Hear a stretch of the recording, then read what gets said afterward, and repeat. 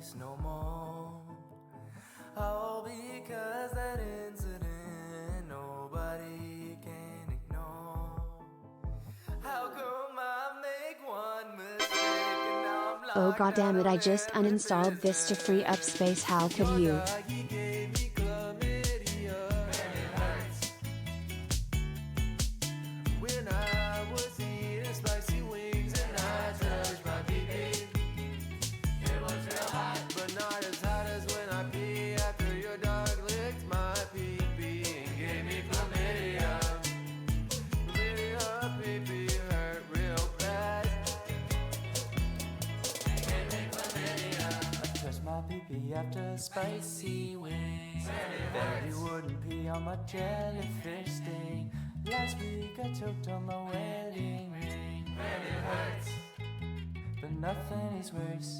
I touched my pee-pee after spicy wings. And it hurts, you wouldn't pee on my jellyfish sting. Sticks and stones may break my bones, but only a dog can give me chlamydia.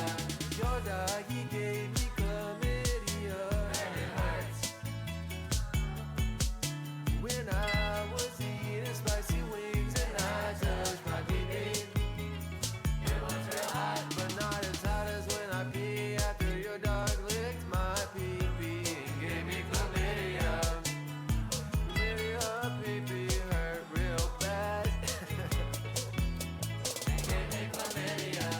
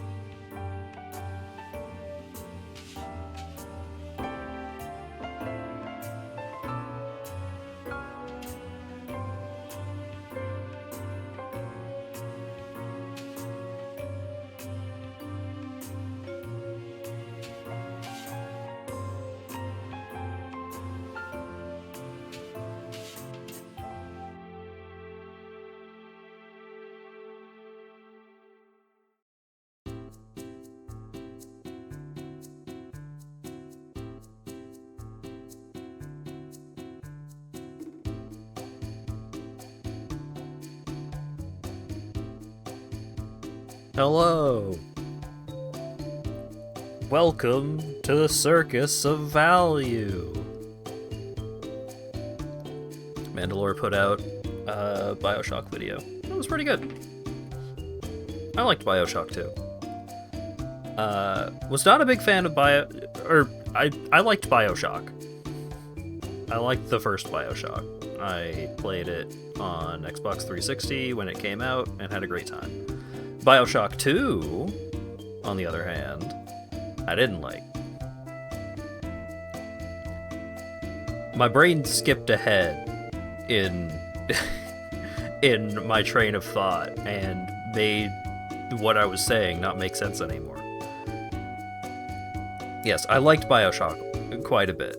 Pretty good immersive sim. Easy. Very easy. But still a lot of fun. To goof around with different plasmids and Rapture is a really neat setting and all that.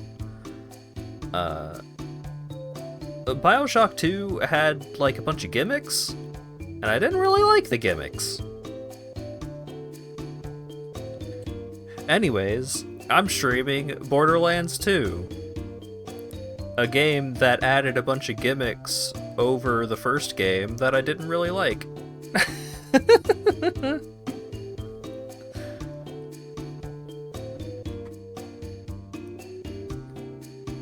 It's hopefully it doesn't crash again, I don't know. While I was trying to set the stream up,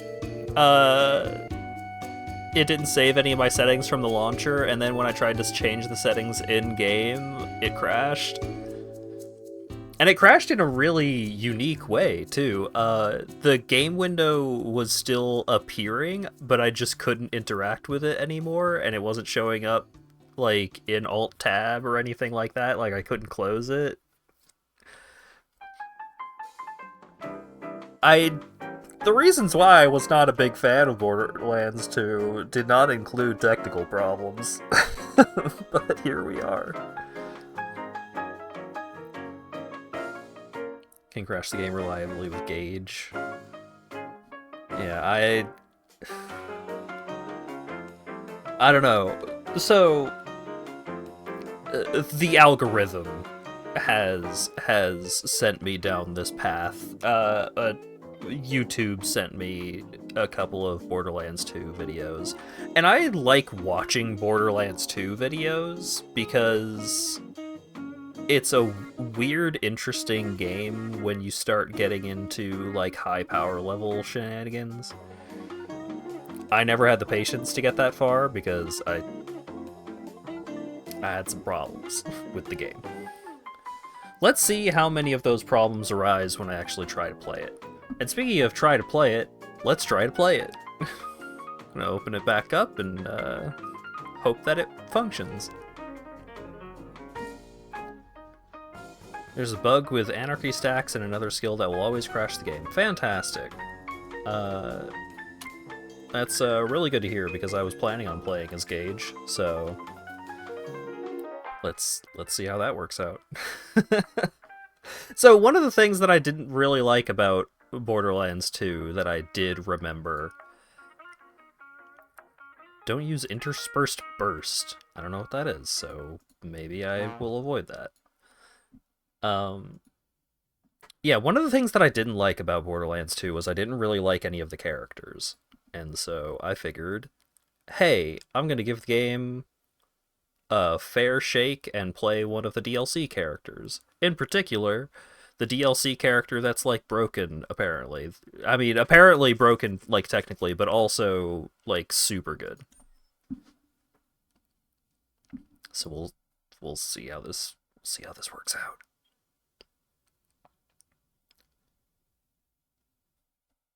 Oh yeah. This didn't happen before. All right. Fantastic. Okay. So, we're going to do a new game.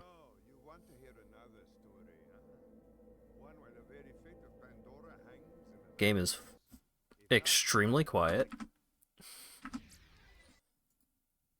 Let's go back to the main menu.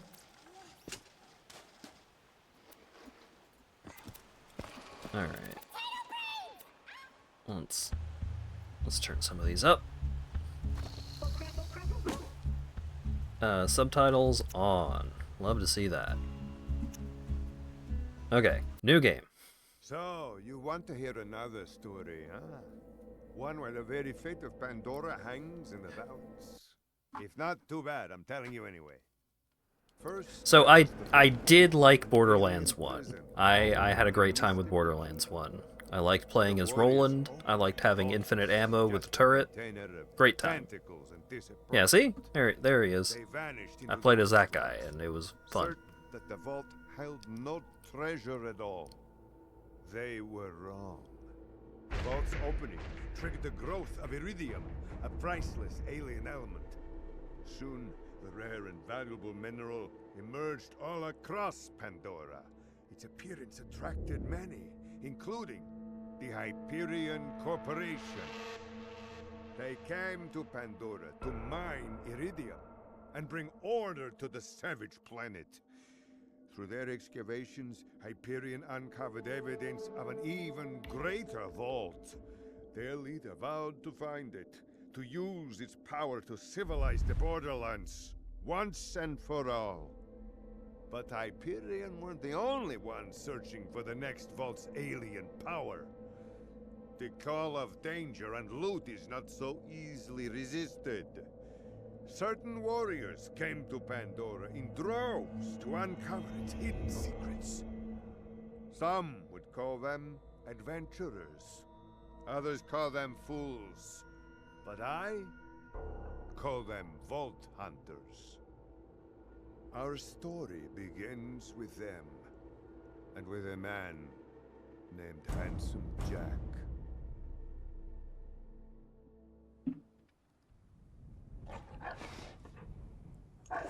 Jack needs you to save Pandora.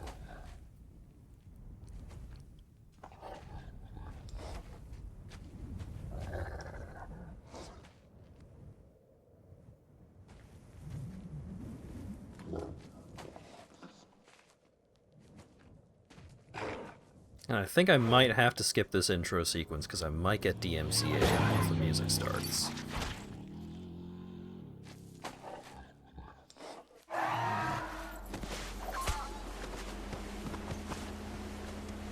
But until then... Okay, there's music. Alright. I could hear it creeping in. Alright. So we're gonna play as Gage. Hang on. There we go. The Mechromancer. Summons the Death Trap, which is like Claptrap, but mean.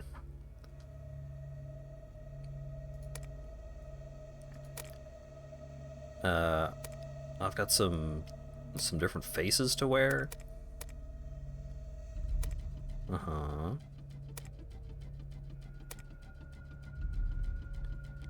Yeah, I'll wear the Jet Set Radio costume. Yeah, it sounds great.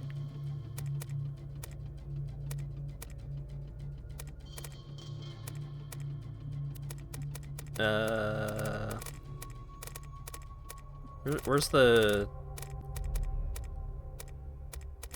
Hang on, is there like a Shadow the Hedgehog? There's like mostly red.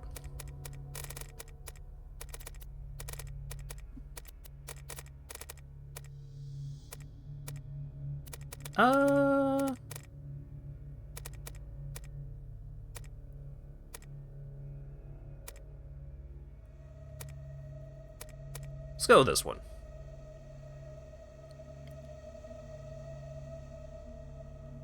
Looking more The World Ends With You. Yeah, a little bit.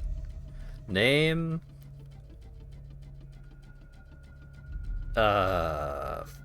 Shoot, I had an idea, and then I put my hands on the keyboard, and I didn't have an idea anymore.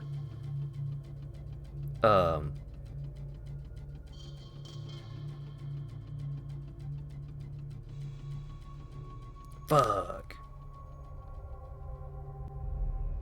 We're just gonna call her Yo-Yo. Jerome. Not orange enough for that. Not golden enough. Great. Another dead Vault Hunter. Handsome Jack's been busy. It's everybody's favorite character. Wait a minute. You're not dead. Yes! Now I can get off this glacier. Claptrap, your metaphorical ship has finally come in. Allow me to introduce myself. I am a CL4P TP steward bot, but my friends call me Claptrap. Or they would if any of them were still alive, or had existed in the first place. Oh, I've got something for you. Here, take this echo communicator that I totally didn't loot from one of these corpses. It comes with a Class 12 heads-up display. Great. Complete with a mini-map. Now, come, friend. Let's get you inside. Man, this is great! Now that I've met a Oh, mighty right. hunter, So, finally join the resistance. I don't know if this is still the case. Jack for killing my product line. Return my central processor so Borderlands 2 launched with ways to get I'll explain Claptrap, everything shut the soon. fuck up. Know this. You're alive for a reason. And I am here to The help. lady, also, you shut up. So, Jesus Christ. There was a mechanic in the game called Golden Keys, and I don't remember if there was like a microtransaction to get Golden Keys, or if it was just like some like daily login, claim this code off of Facebook type shit. But okay, it was just put in codes. Okay.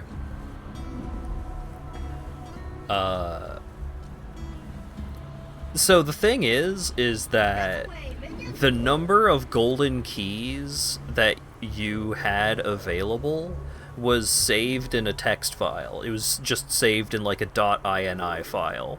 And so you could just edit the file and just give yourself 100,000 keys. Yeah. I don't know if that's still the case, but that was the case on launch.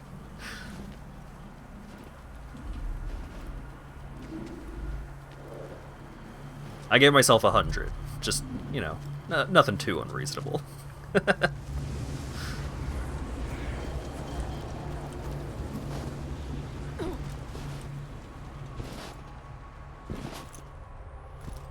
Okay, so I've got my melee over there. Well done. Your ability to walk short distances without dying will be handsome Jack's down.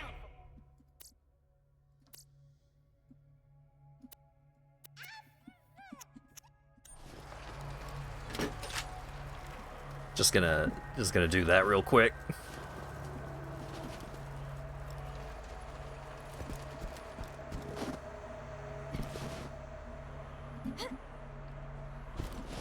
As long as you have enough play coins. I still need to watch Half-Life AI VR 2. Open. Just a little added security. Gotta keep those bully moms at. I actually do need to turn down the rest of the game too, but it's a little loud.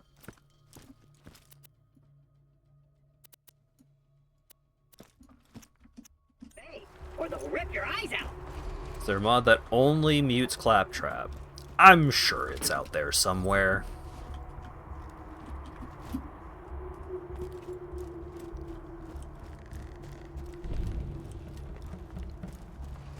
Sorry about the past. Everything Jack kills, he comes here. Bandits, vault hunters, claptrap units. If I sound pleased about this, it's only because my programmers made this my default tone of voice. I'm actually quite impressed. Now, the creatures are dangerous. None more than this bullymong named Knuckle Tracker. Killed everyone I know. Anywho, I keep a pistol in the cabinet over there for emergencies. But in here, Just we should gotta- be pretty safe. Gotta loot all this garbage.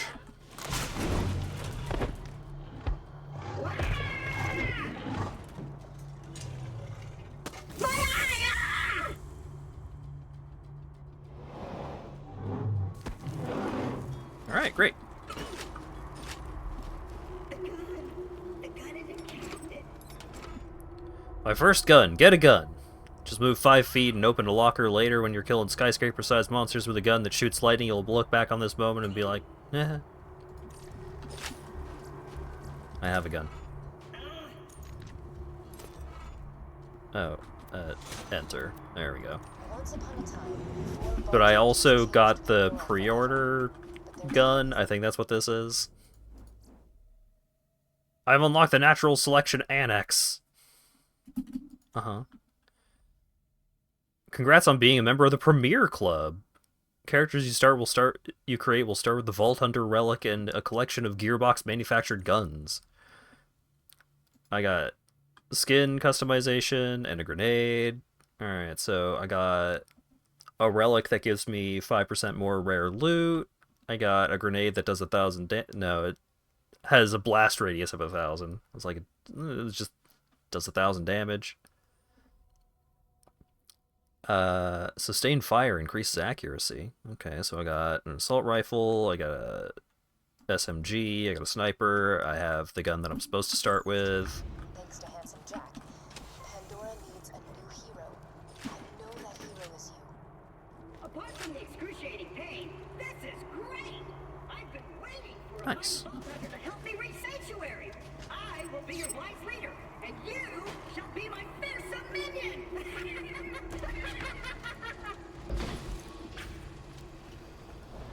Firework grenade is ludicrously powerful. Love to hear it. Maybe that's what I needed in my Borderlands 2 experience. I needed to be, like, drastically overpowered.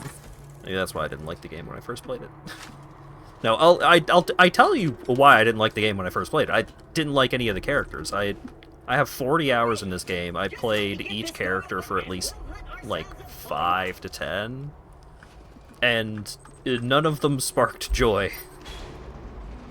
Onward, seeing eye minion! Let me know if I'm gonna run into anything. Ooh. I'll just assume you didn't see that. But I played almost entirely before I had any of the DLC. I bet you will find my I played pretty early on. But at one point, I remember, I think it was like all the DLC for Borderlands 2. Like, Borderlands 2 and all the DLC was on sale for like $10, $20, and I was like, That is the only place maybe a day will come when I want to play that game again, and maybe the DLC will make it fun.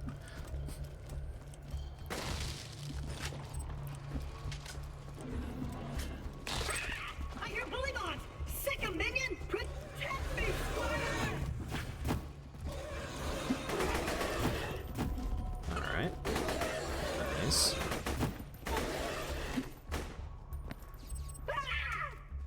Re-downloading it again. I'm so sorry.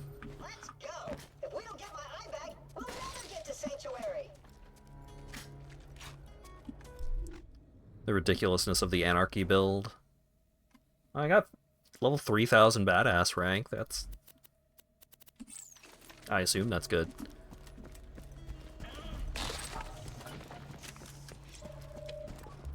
Don't bother aiming, unbind the reload key, just shoot and somehow everything dies. That sounds like fun. Jack's tearing Pandora apart to find the vault. They say Jack's drilling operations are causing those earthquakes. you'll need that funny little robot's help to reach Sanctuary, the last bastion of the resistance against Jack, and the only place you'll be truly safe. Get to Sanctuary. So, first impressions, after many years of not having played this game, controlling the game feels pretty alright. Like, the gun doesn't go all weird for no reason. The, like, running around and jumping and stuff, like, it's pretty smooth. It's fairly frictionless on first impressions. Please, take your time. Can't help but notice you're not getting me out of here. Maybe you're thinking, oh, Claptrap's such a strong and noble paragon of justice and Oh, skill. right. He can get out himself. Which, most of the time, you would be totally right about. But as it stands right now, I've many thanks, friend of friends. Onward! Hey kiddo, Jack here, president of Hyperion. Let me explain how things work here. The Vault Hunters show up, Vault Hunter looks for the new vault, Vault Hunter gets killed. By me. You see in the problem here? You're still alive. So if you could just do me a favor and off yourself, that'd be great. Thanks, buddy. Oh, my eye just switched back on. I see a tough-looking minion and an incredibly handsome robot, which means that whoever Oh, has boy. my eye is very close. Oh god.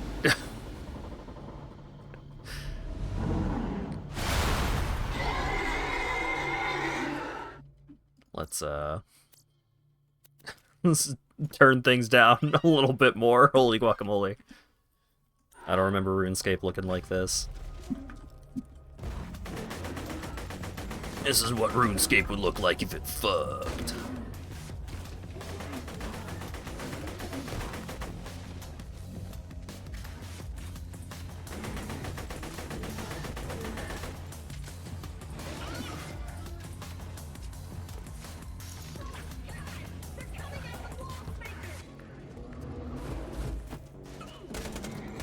Whoa! Oh, right. The accuracy increases with sustained fire. Okay. No, that's fair.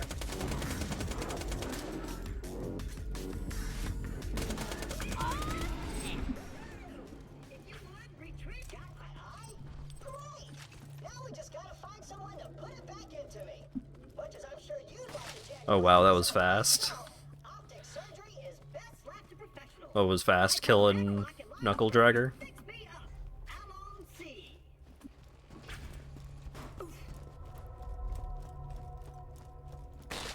I do have a ton of random passive effects from badass rank. Like, I just do 5% more damage and crit damage and so on and so forth.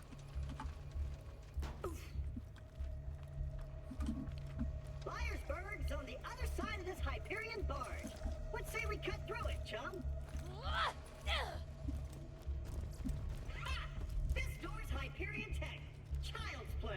This is RuneScape if Randy Pitchford didn't leave his USB stick at medieval times. So true.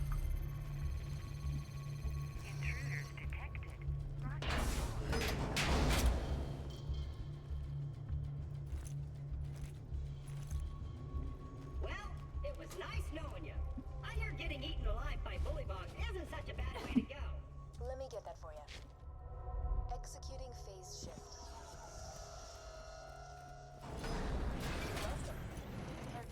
Goodness gracious. Intelligence. I'm networked into almost everything on this planet. It's a long way to Sanctuary. Please take whatever you need for the journey ahead. Oh my god, there's loot in a Borderlands game. Whenever you're ready, buddy. There we go. You know when you're ready to go meet with Sir Hammerlock, minion. Got a shotgun, got some ammo. Open Pandora's boxes, I get it!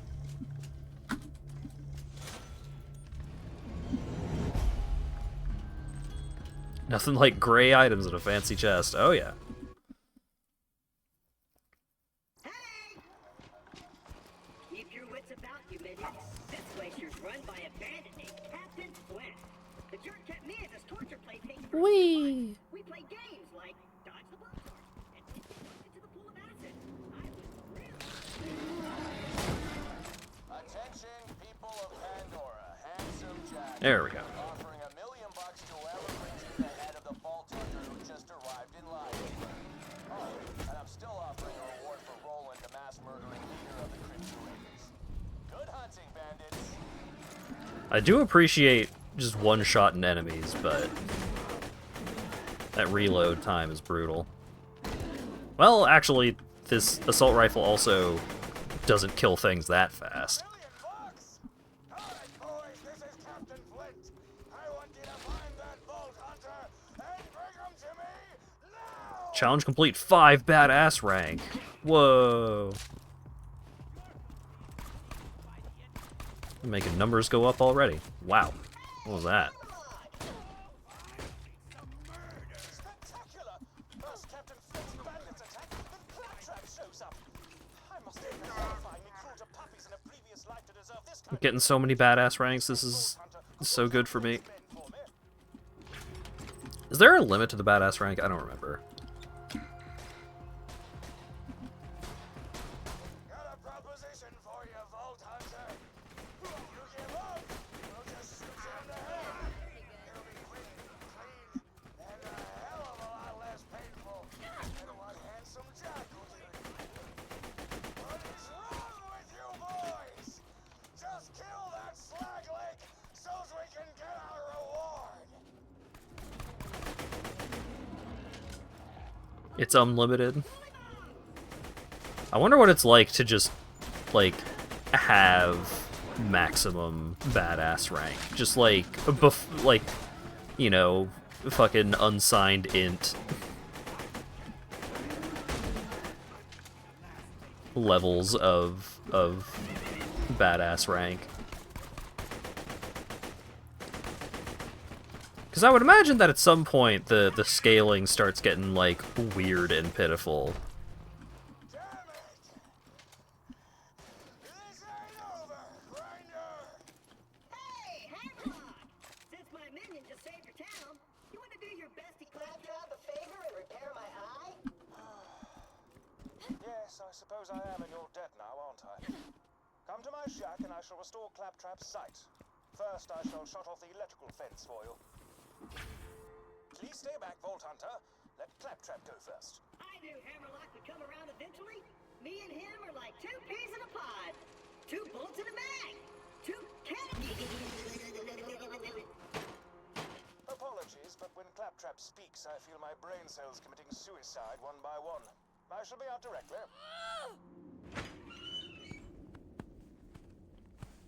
Is this guy? To meet you, Vault Hunter. I am Sir Hammerlock. Hunter, scholar, gentleman. At your service. I came out here to research the bully monks for my almanac that Captain Flint's men trapped me on this glacier. Many thanks. Wow, that looks bad. That electrified effect looks bad. You can see the artifacting on the texture they use for the overlay.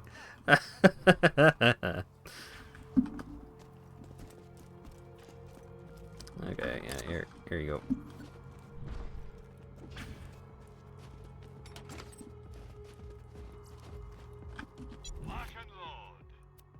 Item of the day. The skin customization. Yeah, it sounds great. And then we'll sell off some of this other garbage. Now I got my eyesight back, and you're far uglier than I remembered. Time to join up with the Crimson Raiders in Sanctuary. This glacier's full of nothing but murderers and jerkbags, like that Hammerlock dude. I'm standing right here, dude. Let's redeem the token for elemental effect damage. Hell yeah. Okay, let's see. Alright. Now that Liarsburg is cleared, I might as well turn on I need to kill like 2 more things worth of XP. things that may be used to a go-getting slayer of men like yourself. Minion, roll out. I see our fearless leader Jack is looking for. Spouts driven Uh-huh. frontier, then shoots unarmed men, women, and children like it was going out of style. I'm spouting exposition again, aren't I? Apologies.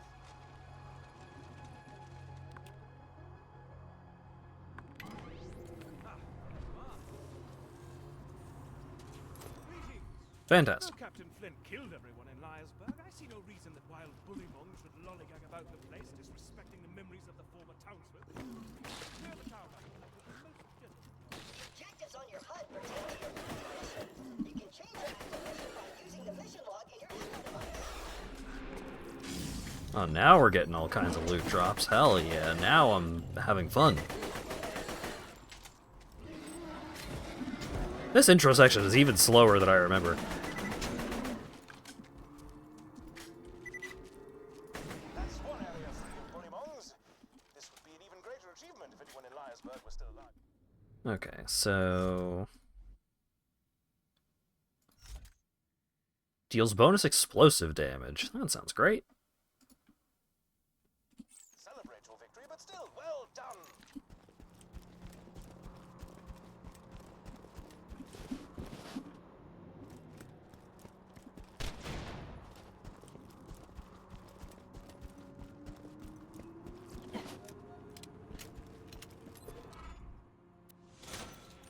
Alright. Got a shield. Alright, so that's like the class mod. Yeah, so it's like relic, grenade, class mod, shield. Yeah, the current one seems fine. This town used to have a spectacular amount of What's this? Is this just character customization? Yeah.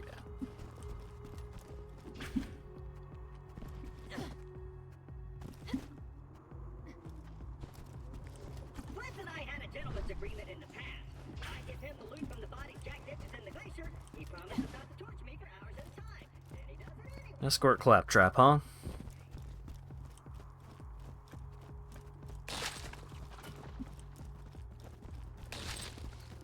Here's what's gonna happen, Vault Hunter. My first mate Boom Boom is gonna kill ya. Jack's gonna pay us, and I'm gonna play hopscotch in your chest cavity.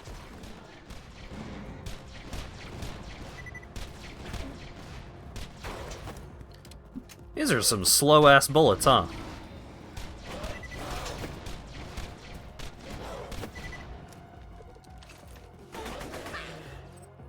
How about I just shoot him with a gun? How about that?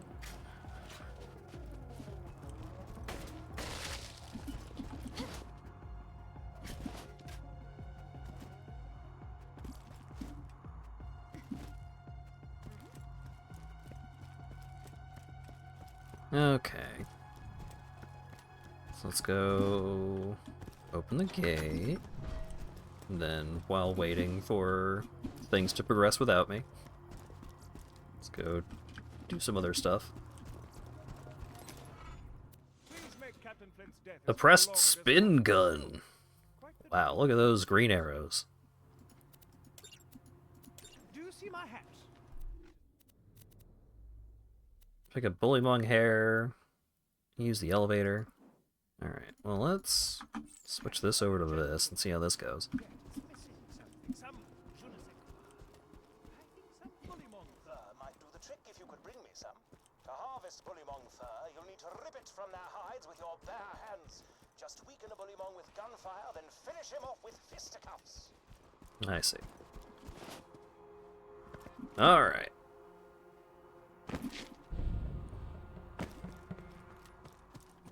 Okay, so here's like one of the biggest complaints that I had about the game. And I didn't even get far enough into the game for this to be like a big deal. Oh, it's like that, huh? It's like one of these.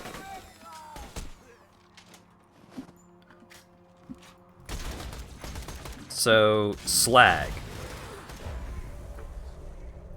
Slag is a elemental effect that makes things actually do damage. Like, once you get to a point in a certain point in progression, you basically just don't do damage, or you don't do enough damage for it to matter unless you have slagged your opponent.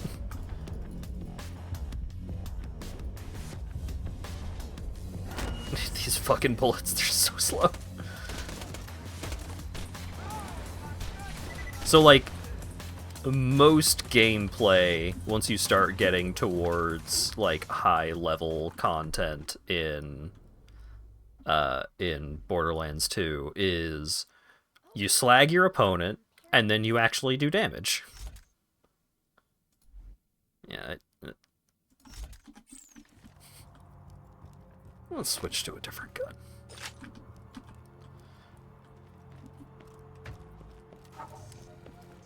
This is the last good Borderlands. I don't know. Let's try and be fair.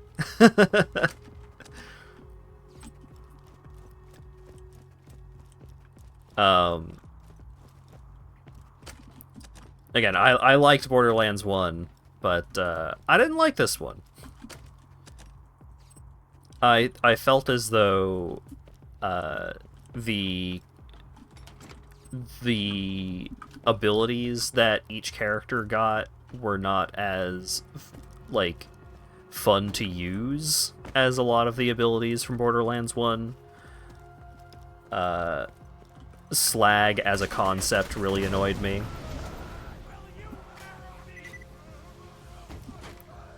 I haven't played 3, I haven't played 4, so I can't say much about them.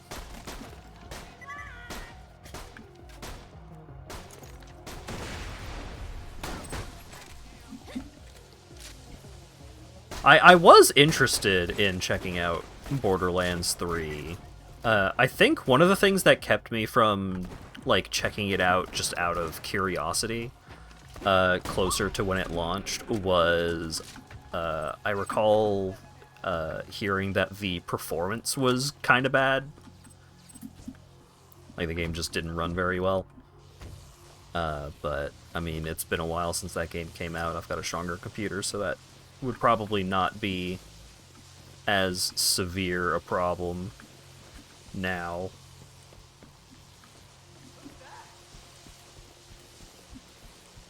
Is this a puzzle, or am I just not supposed to go this way?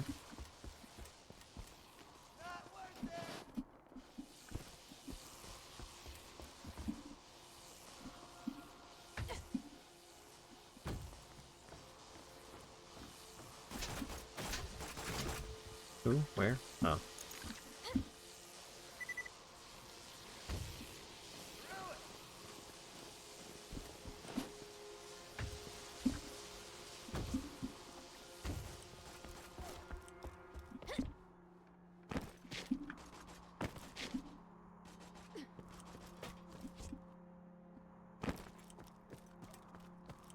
You need a hint? I think I'll go back to it in a minute. I think there was a thing that I was supposed to destroy. I think that's what I missed out on. But by the time I realized this, I was already starting to leave, and so I decided to commit to that. Oh, that's it, huh? Huh.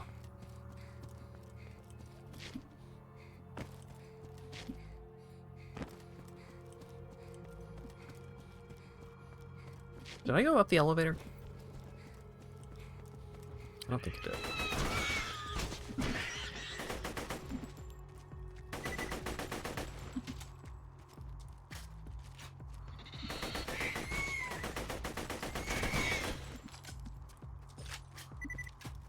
I mean, you gotta show respect to the classics of the genre.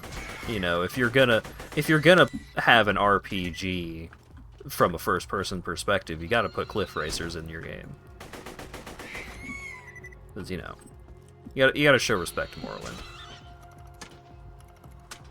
Of course, I forgot. The safe house power box stopped working after Claptrap attempted to integrate. Get out of here. What a kidder! Just get a new fuse for the elevator and ignore what he said about that power box. An RPG would have improved Morrowind.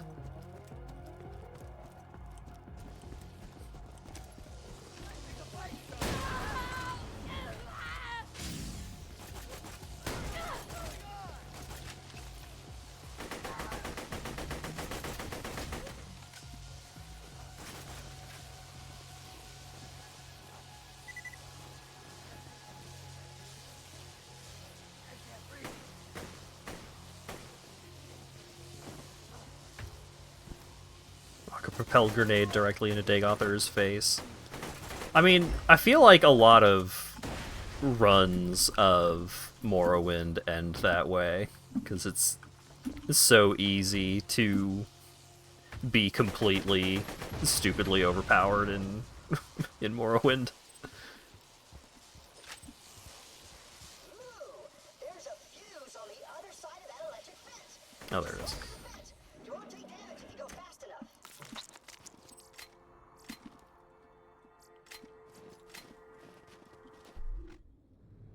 Any of these greens worth a goddamn? Let's see what we got here. Burst firewall zoomed. Fires as fast as you can pull the trigger. I remember that being kind of funny to mess around with. Just plug that fuse into Brewster's power box, and you'll be able to ride the elevator.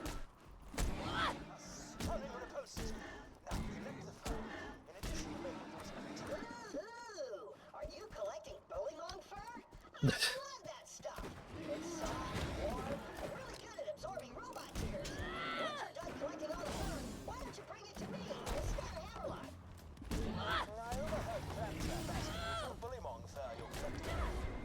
No. Okay, you can melee in Last Stand. I couldn't remember if you could or not.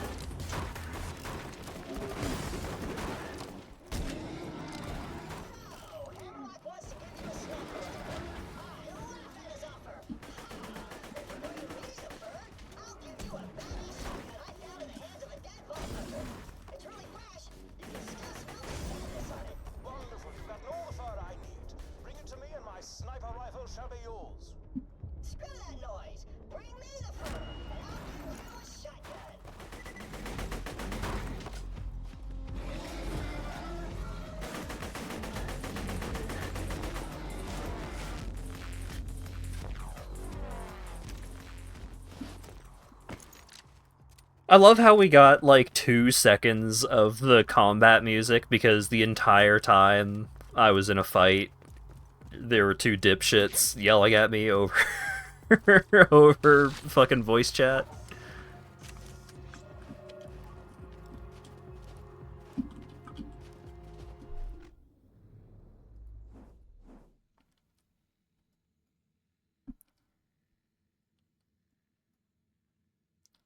I vaguely recall this being optional, so I kind of want to go do the optional thing. I'm going this way.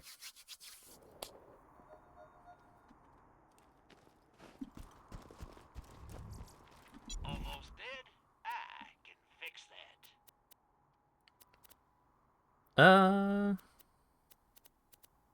that. Actually, I need to sell some of these guns. That's right.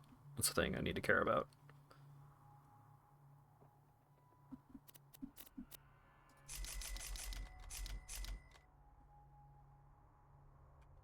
Oh, right, I need to... Sorry, buying the item was not sufficient. I need to click it.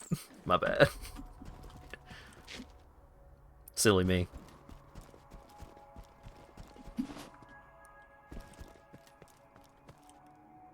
Yeah, I'm playing this game honestly. I did, for shits and giggles, before starting the stream, I did just, like, Google Borderlands 2 overpowered early. But if you are still playing Borderlands 2, which some people are, overpowered means the fucking, like, end game overpowered scaling system.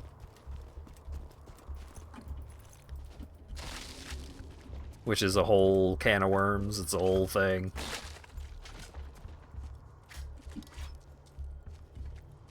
Dagother could have been a bro if he wasn't extremely racist. Dagother had some problems other than the racism. But racism certainly didn't help.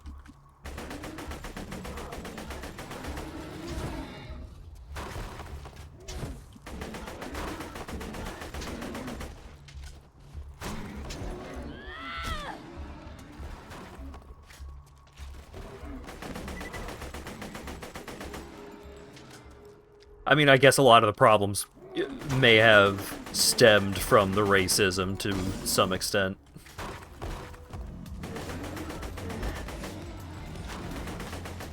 Oh shit, music.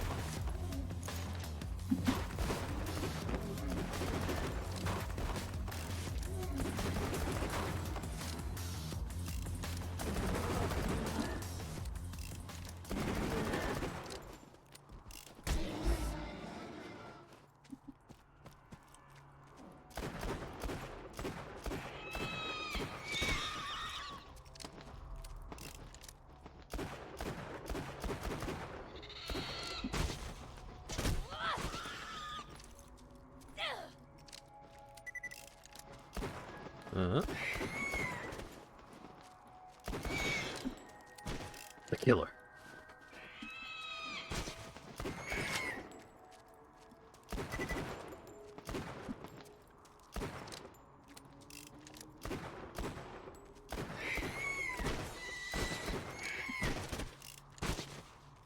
Who was it? Wendy Williams?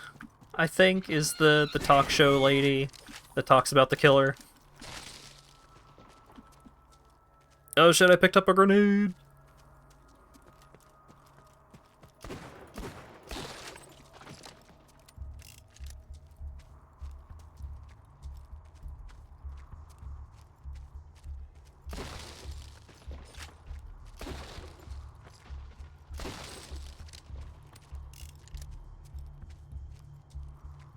I do wonder how Elder Scrolls 6 is going to handle the whole Akaviri situation. How the High Elves are, like, taking over the fucking world.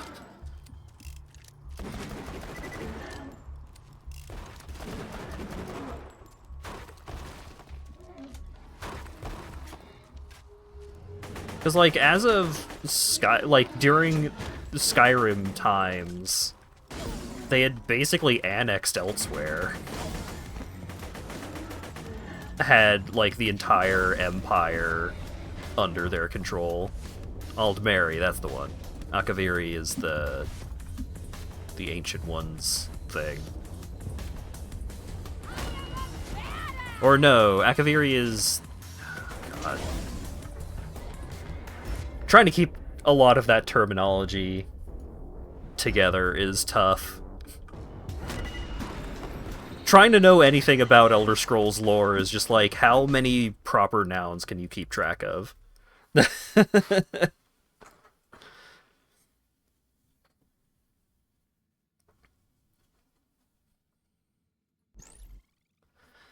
Okay, I can now summon my robot. This is huge. I can now do the thing the class is supposed to do, which I wasn't allowed to do for 5 levels. Well, for the first 4 levels.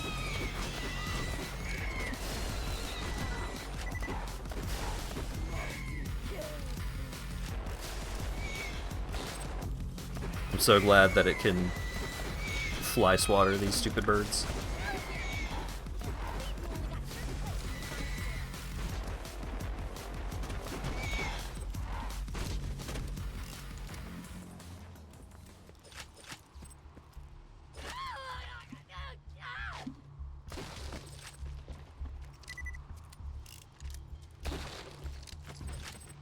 Grand plan of the High Elves is to unmake the world.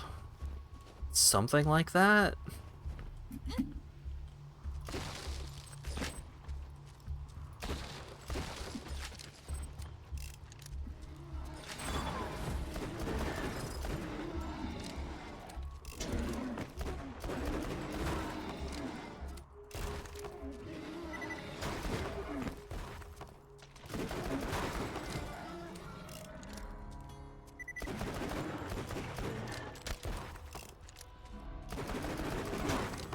Talos is holding everything together, right?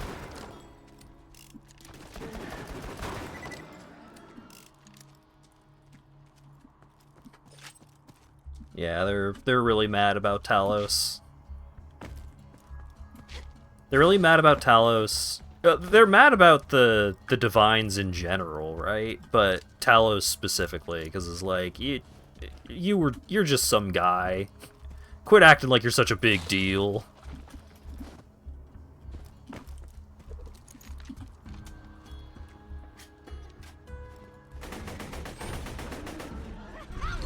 God, these guns do no damage to these idiots.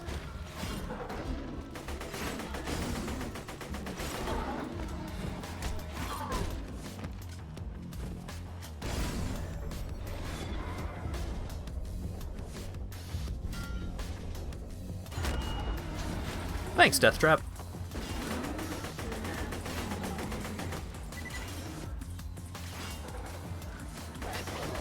Maybe if I went back and got the stupid shotgun from Claptrap, things would be different.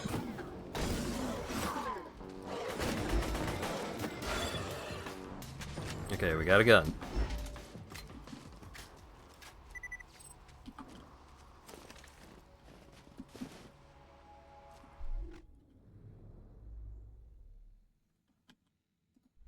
Uh... These menus are not cooperative.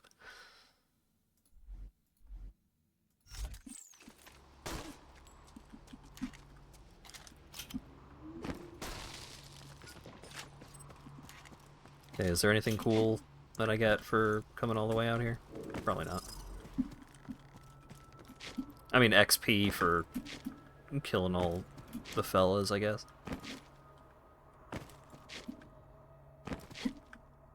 He had an enormous Dwemer mecha. Right. I do recall hearing... Who was it? I think it was just background noise. Who does a lot of Elder Scrolls videos. He, at one point, offhandedly mentioned the giant mecha. Just as an example of, like, yeah, the lore is weird.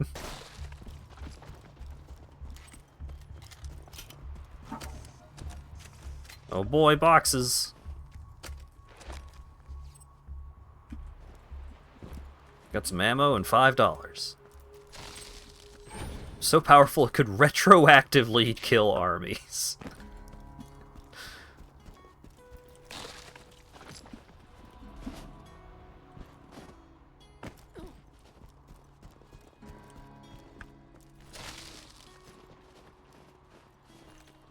I want to say we need to let Khajiit do more cool stuff in Elder Scrolls games, but the one game where they actually explore some of the more interesting aspects of the First Ox is Elder Scrolls Online.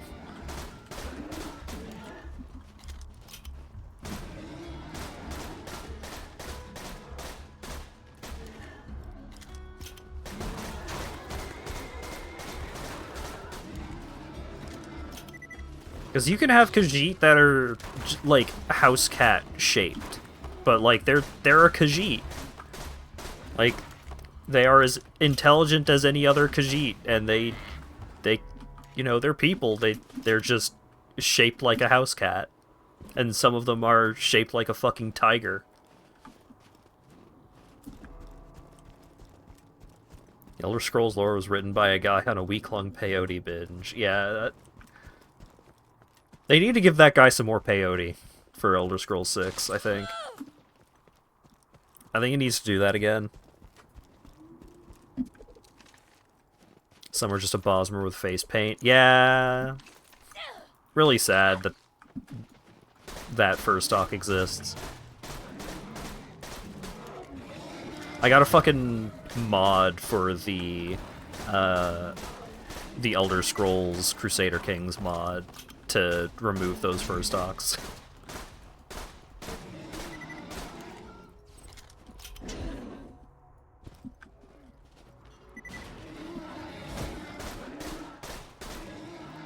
But tragically, there is not also a mod to have named characters be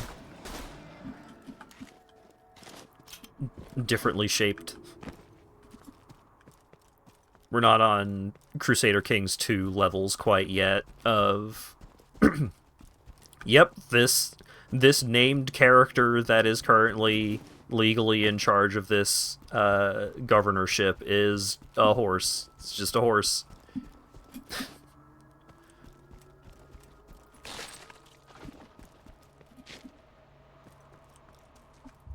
Is it a smart horse? Nope, just a horse. Wow, the accuracy. Why not let them govern? I mean, they do just as well as most.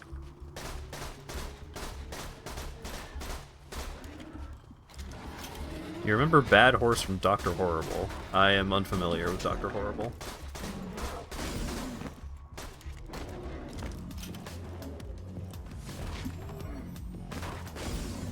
Ow. Fucking...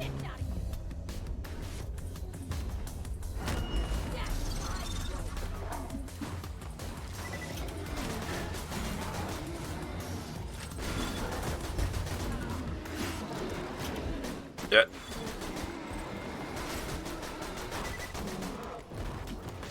I recall, like, seeing a lot of people who were really into Dr. Horrible and stuff, but I just never actually looked into it, never followed through on looking into it.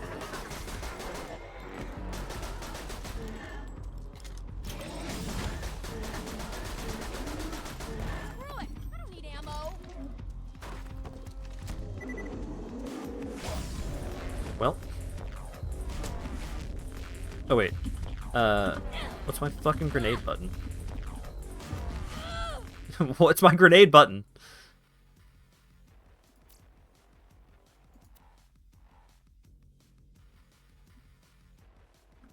G. I'm hitting G. Can you not grenade while you're in Final Stand? Oh, boy. It's like half a Columbo? Yeah, but it's probably not even good, half as good as a Columbo is the thing.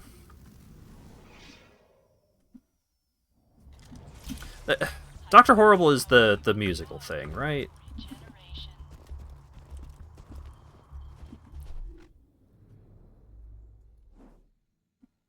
Yeah, I'm not into musicals.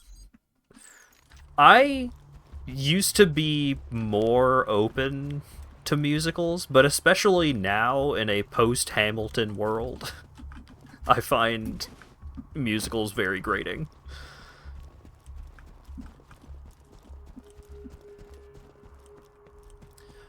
Not because Hamilton is bad, or because, like, the greater world's response to Hamilton, just like, I have no qualms with Hamilton, the musical.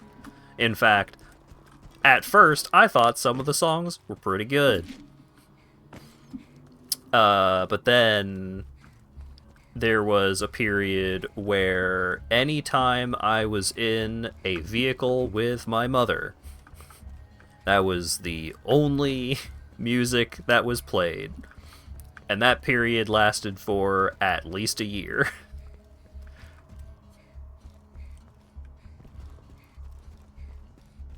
And so, nah, I'm done. I'm over it. Sorry, Lin-Manuel Miranda. I'm glad you showed up in that my brother and me thing that one time. That was funny.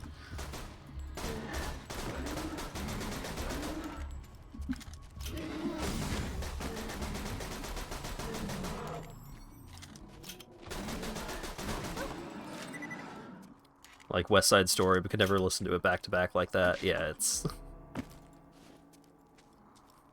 it was tough. It was a tough time in my life.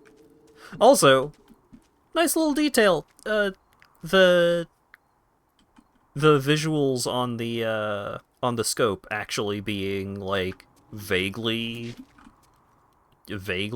correct. Like, yep, that's where my crosshair is pointing.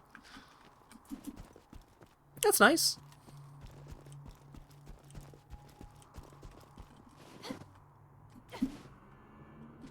Well, the juxtaposition of you chilling through Borderlands 2 while Rat is having a panic attack. Oh, was Rat having a rough time with Borderlands 2?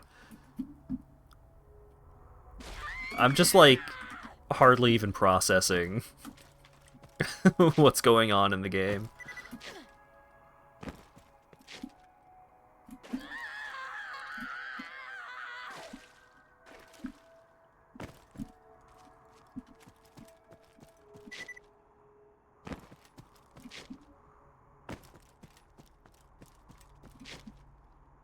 Is Rat still on Abiotic?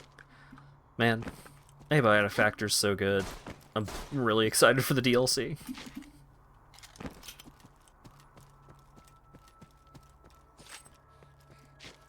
I'll tell you, I was, after being laid out most of today with a headache, again, which is really annoying. I don't know, maybe it's the weather.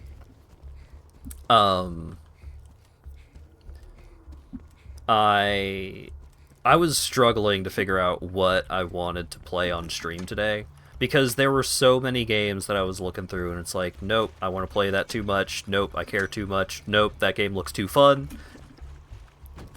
I installed and uninstalled like 3 games.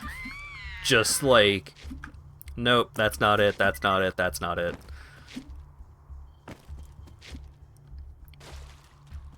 And I'll tell you, the runner-up for today's stream was Payday 2. And I do want to play Payday 2. I don't want to play Payday 2 that bad, but recently they updated Payday 2 to utilize a new engine, and allegedly the load times are a lot better, and the file size is also drastically reduced.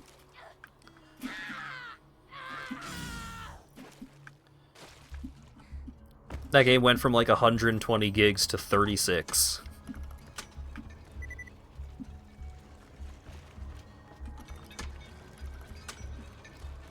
What if you tortured yourself with 3? I just said I wanted to play 2. And it's like, why don't you play a worse video game? And it's like, that's not... It's not exactly the problem I was having.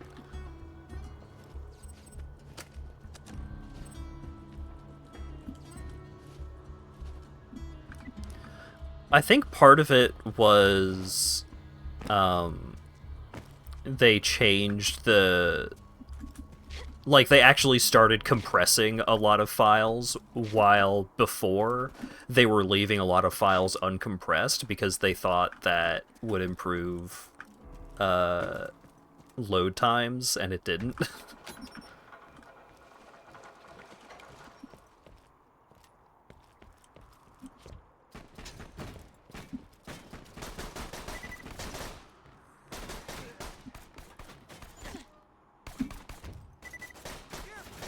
But maybe I'm mixing that up with a different game.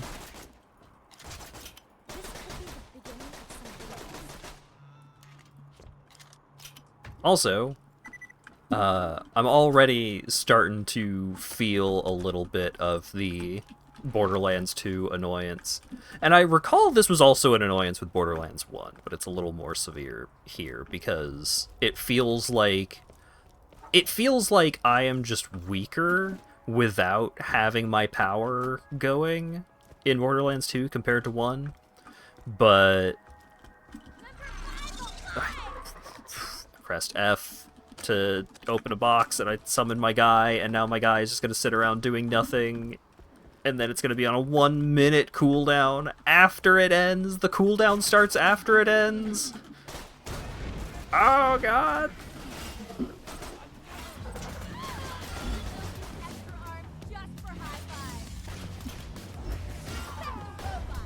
What? Alright, thank you.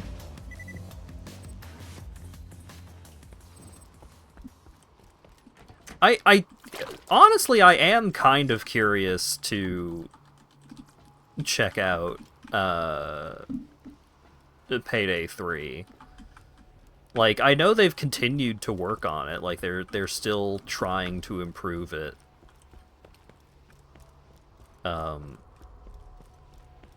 I don't know how well that has gone, but I know they are still putting effort in. But I also know that the war chest is starting to run a bit low because we're, like, within the last few months.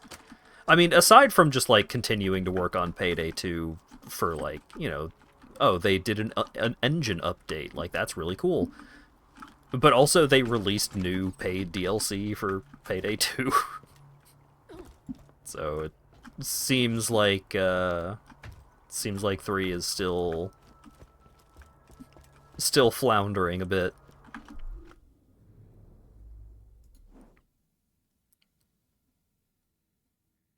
Okay, so shooty ass beater.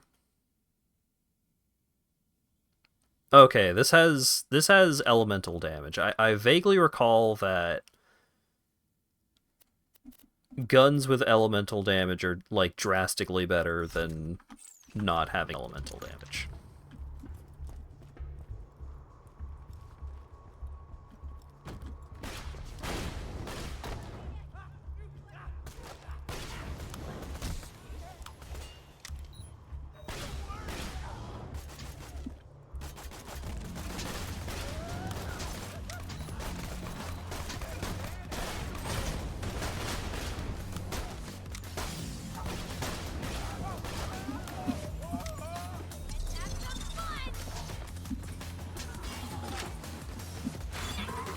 Alright, Robo Friend, go kill everything.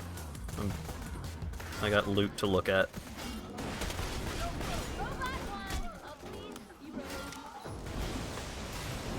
Oh god.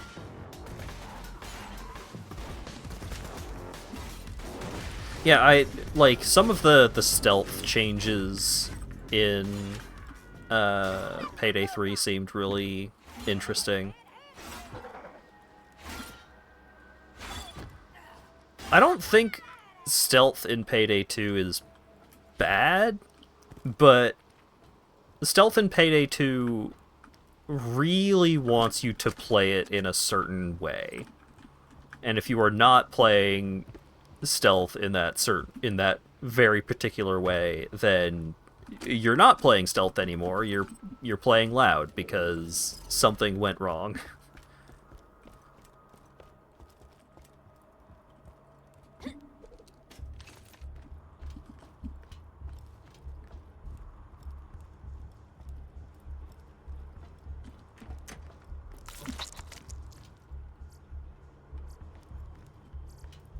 Double Lovin' Pounder. Oh, this is a Torgu weapon. This has the stupid explosive pellets.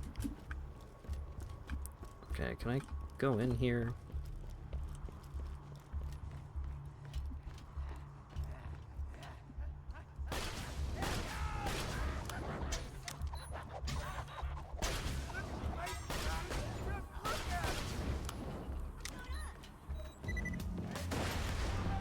Like, it says there's the frickin'... God blesses this house. My rifle protects it. Great. Okay, but it says there's, like, vending machines in there, which I need, because I'm... too many guns in my inventory.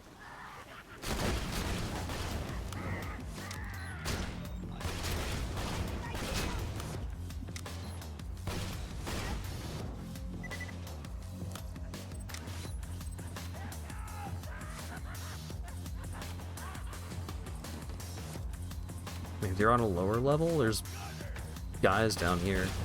Oh, maybe, yeah, maybe it's down here.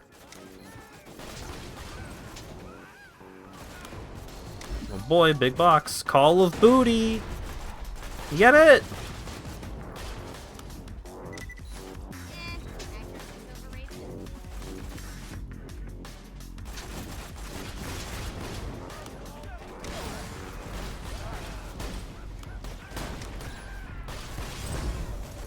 Ah, come on.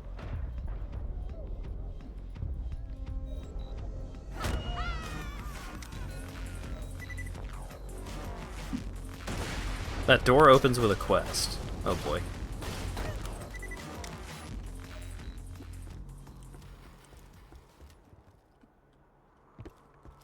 So you're saying I can't sell my guns? There are a couple of guns around here that might be good that I didn't pick up because I can only hold like 3 guns. My inventory space blows, but there's nowhere for me to sell my guns because it's behind a quest door. I have to go back to Hammerlock? That's an hour away. If I go back to Hammerlock, I'm not coming back. When I leave this place, I am never going to return. Grants immunity to corrode damage. Okay. Okay. Oh, but then there's generic shield. That's like... That's not that much better. I'll take damage type immunity. That sounds pretty great. Okay, green. Explodes like a grenade when reloaded. Consumes 2 ammo per shot. Extra elemental damage. Sure, we'll try that one. Consumes 2 ammo per shot. Oh, but it's got the fucked up thing.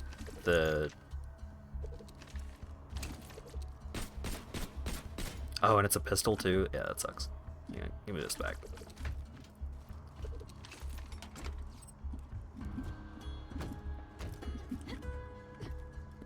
Okay, anything else around? I guess I should probably just, like, drop the common guns. Do I give a shit about the gearbox guns? Probably not.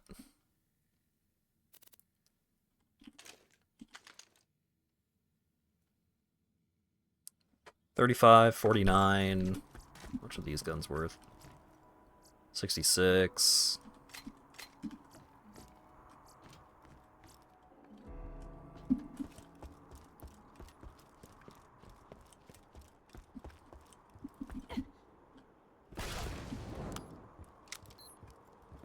Okay. That's as much scrounging around as I'm gonna do for right now. Let's go look at the boat. Oh, I have to go to the boat from the other side, huh? Alright. Alright.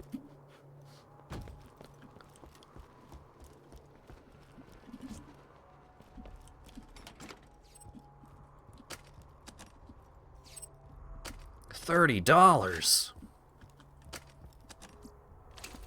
Nope. Yeah, get out of here.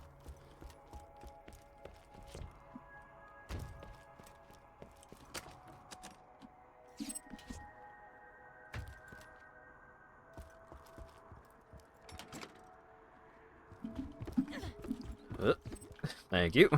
$2. Yeah, what up? Big and angry. Incoming!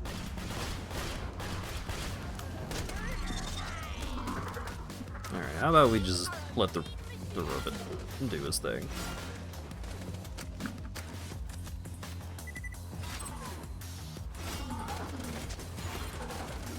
I've got 3 stacks of anarchy. Right in the wingnut. Oh, that was a badass, but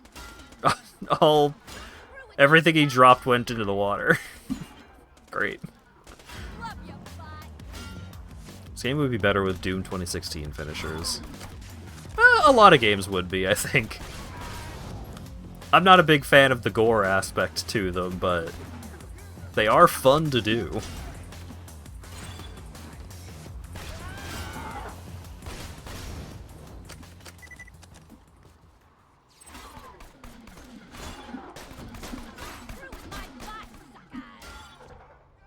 There we go.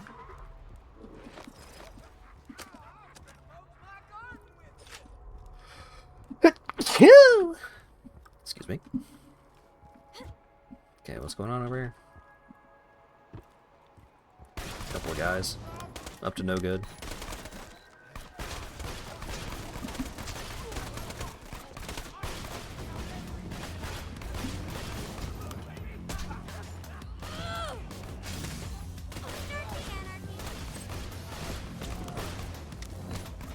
Oh boy, yeah, I should have saw that one coming.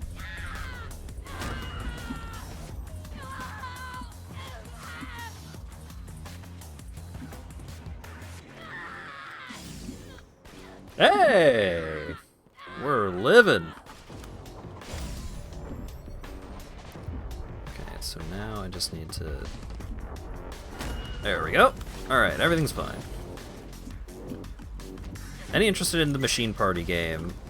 Not really. Especially after hearing that you can get through, like, most of the content in the game in, like, 2 hours.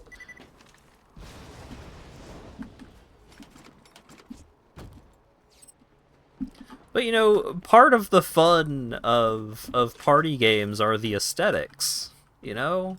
And the aesthetics for that game do not seem fun. Okay, what do we got? Wild Rifle. Deals explosive damage. Consumes 3 ammo per shot, 24 times 15. Fires as fast as you can pull the trigger. Magazine size 3. I don't know. I don't know about this one. Hang on.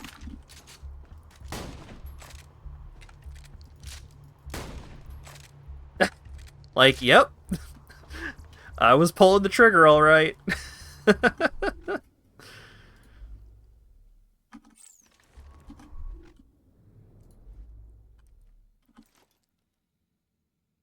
Okay. Yeah, just get rid of these. I don't want to think about it anymore.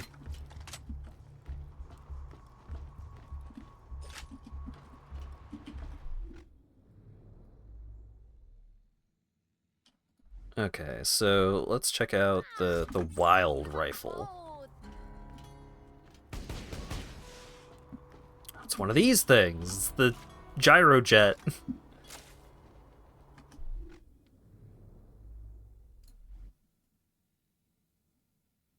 Yeah, no. Give me the gun that does elemental damage and also the projectile travels faster than I can run. Okay, let's get out of here.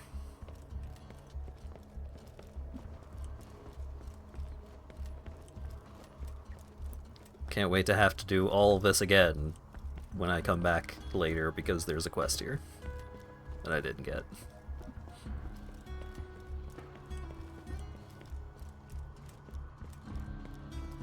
Serious Sam had the hippie blood. It replaced Gibbs with fruits and made splats into flowers and confetti. That is a game that I kind of want to play, or that kind of want to stream. Is the Serious Sam games.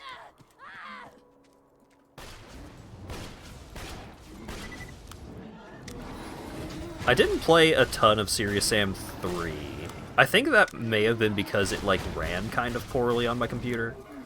But the Serious Sam 1 and 2, those are good video games. Those are good, clean fun.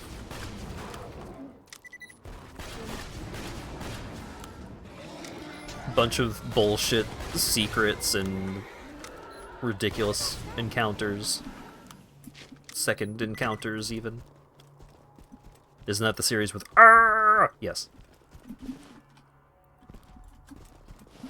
Yeah, one of the quintessential Serious Sam enemies is a guy with no head with bombs for hands.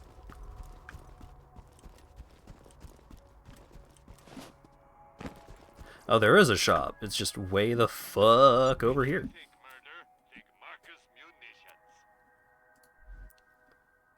Alright, well, let's... Oh, wait, what's my... Oh,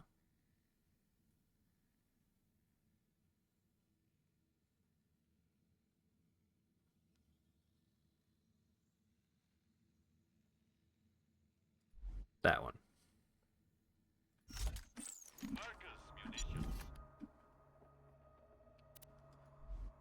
Okay, and then just sell off the rest. Fantastic.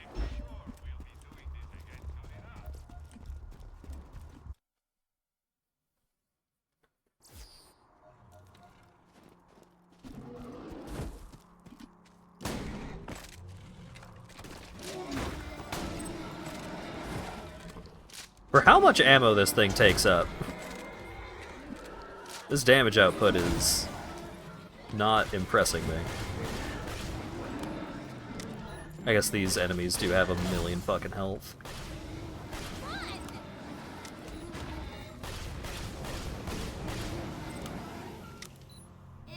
Accuracy's overrated anyway.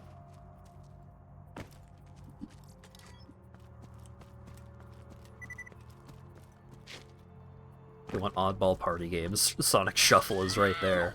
We tried Sonic Shuffle, it doesn't work unless you're playing on a Dreamcast with VMUs.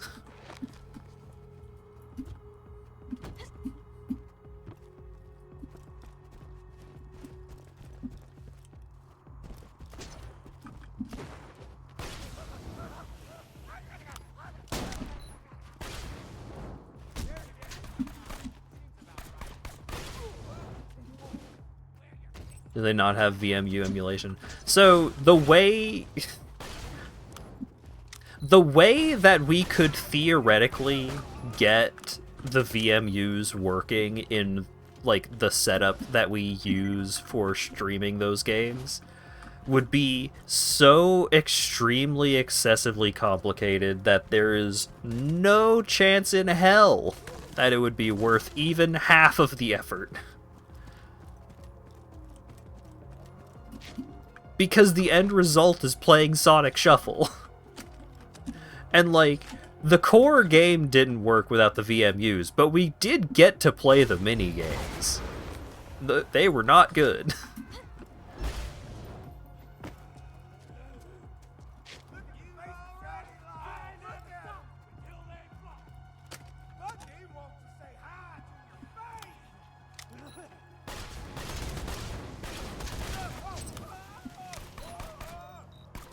Got the elevator working, have you?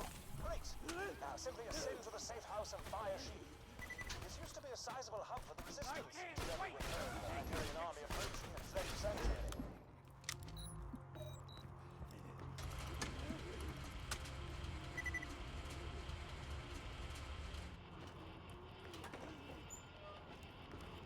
Yeah, the concept of, like, not only trying to get the tech working, but then also trying to stream that? Nightmare. Nightmare, nightmare, nightmare.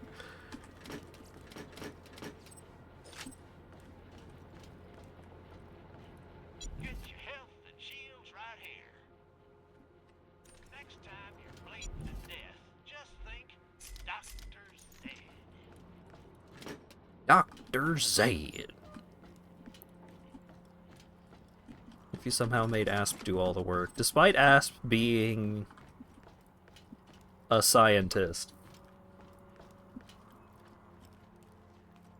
There are differences in specialities.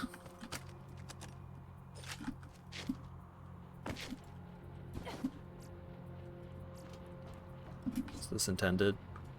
Or is this just for fun? Oh, this is just for fun.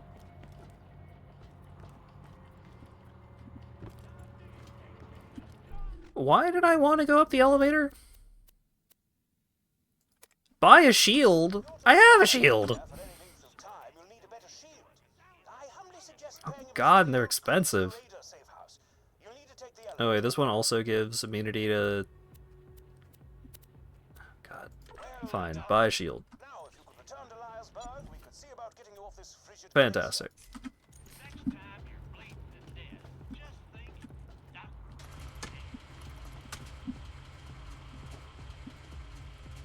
I've considered many shields today. Most of them were bad.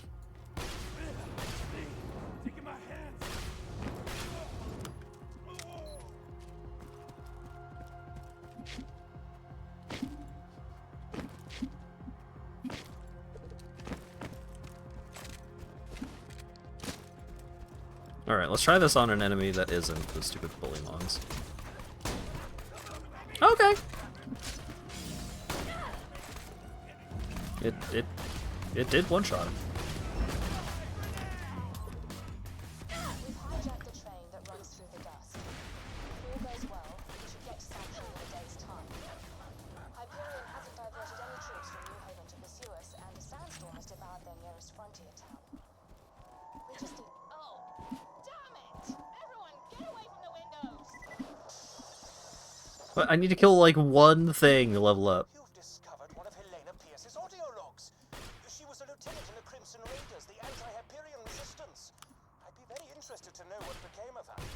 There we go. Give me... Cooking up trouble. While your gun's magazine is full, you regenerate health. Hell yeah.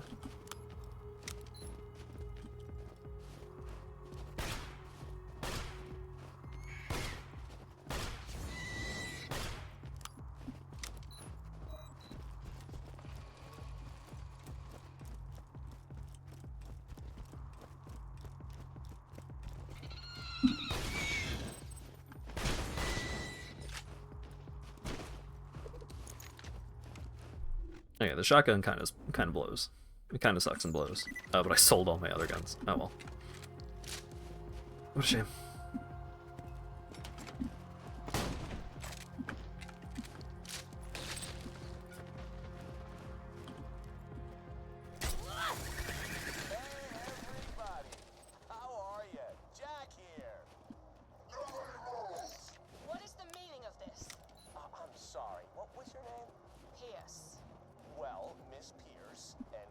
don't tell me it's Mrs. Pearson break my heart. This train doesn't belong to you, so why don't you turn around and face me, Pumpkin? This train was commandeered legally under the... Holy nutballs! What happened to your freaking face?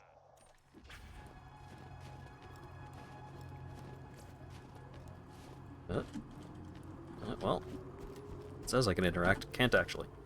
You. A trillion thanks, Vault Hunter. You've helped man look far more badass than Yeah, give me the skin customization. Yeah, give me a sniper rifle. All the shotguns that I found thus far kind of suck. So give me that. What do we got? What do we got?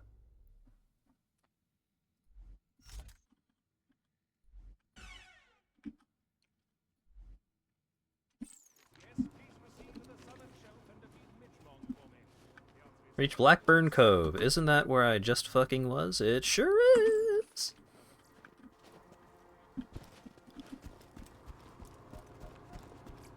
Is there anything else here? No. Alright! Everyone having a good time?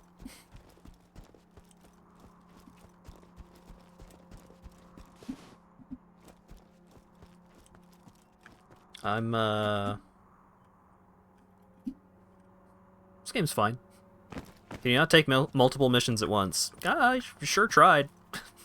So, I actually have had multiple missions at once. It's just that I needed to complete one of the other missions in order... So, I needed to... I believe I needed to complete the mission where I needed to go over here, get the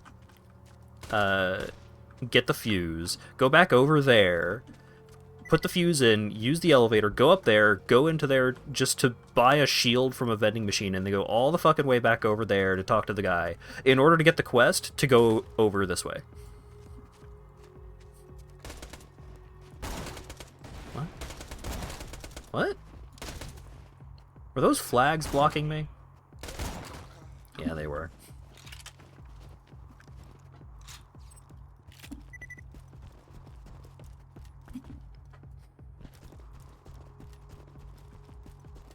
Oh boy. Alright. I said I was never coming back here, but I lied. My bad.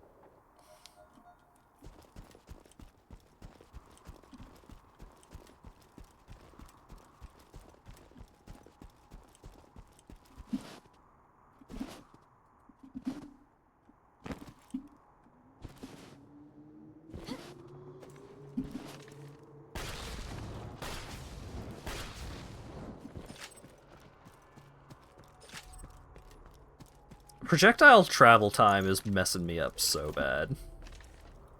Also messing me up my my scroll wheel being kind of finicky. Yay!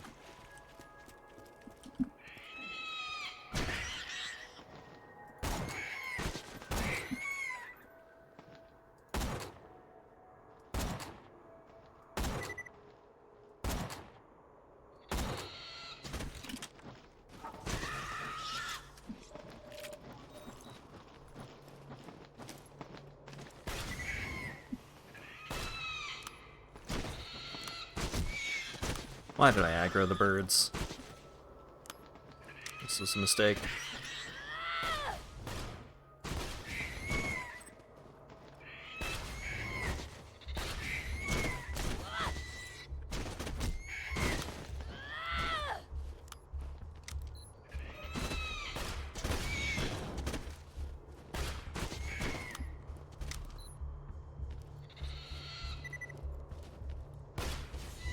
Nice.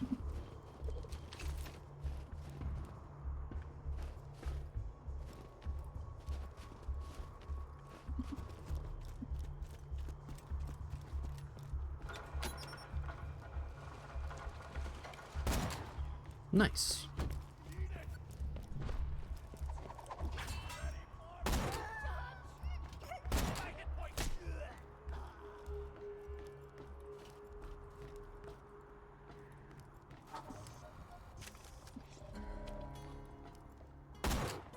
Oh, come on. Random ass little outcroppings in the environment blocking my bullets.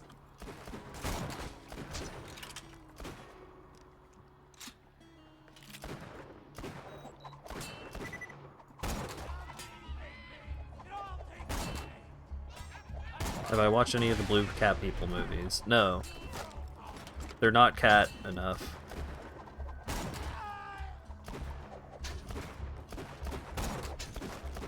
And also, like, everything I've heard about the Avatar movies are that if you see them in theaters, they're impressive from, like, a spectacle point of view. Just like, wow, the visuals are incredible. But then, like, you watch the exact same movies at home on, like, a regular screen, and it's like, oh, this is fine. I guess.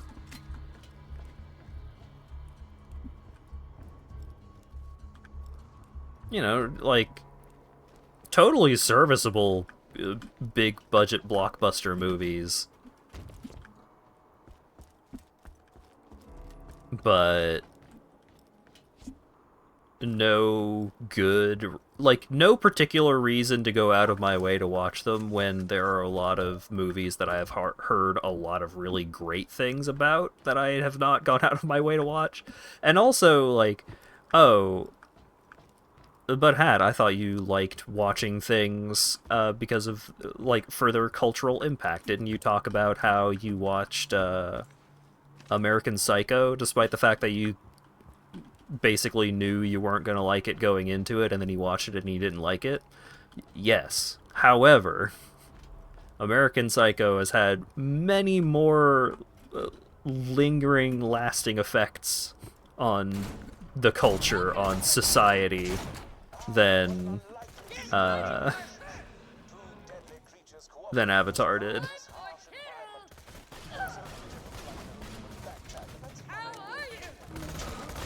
Which is really impressive. They made a fucking theme park out of Avatar, and nobody gives a shit about it. Unless you're, like, really into it, but you can find people that are really into anything.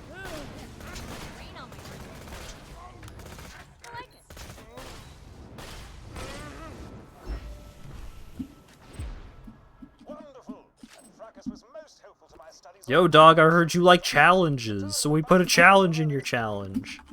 Oh my god.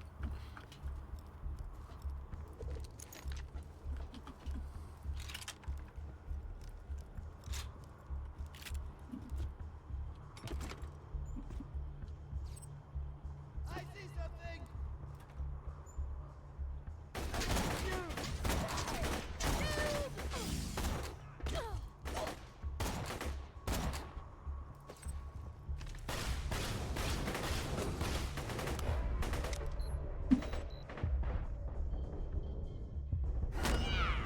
Anyways. Oh shit. Trunk loot.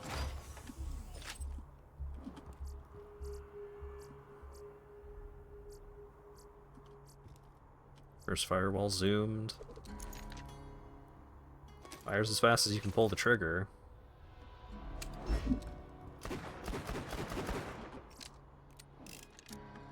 Yeah, pretty good reload speed, but I think the fire effect is still more valuable overall. A fantastic day for capitalism. Hooray! 2 words, my friend. No refund. Alright. Time you bleed to death. Just think, doctor said. Immunity to burn damage, though. Now we're getting somewhere. Here's that.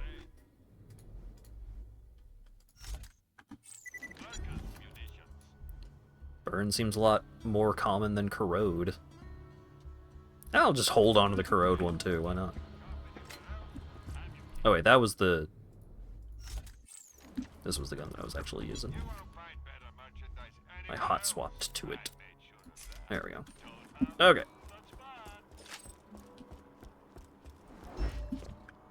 Time to leave again.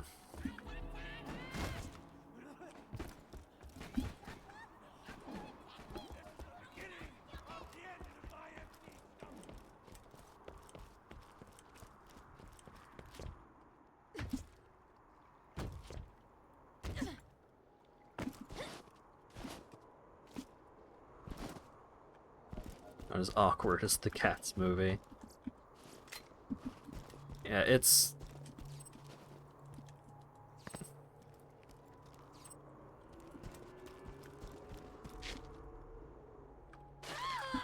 The extent of my knowledge about Cats the musical is hearing people demand that the makers of the Cats movie release the butthole cut, and the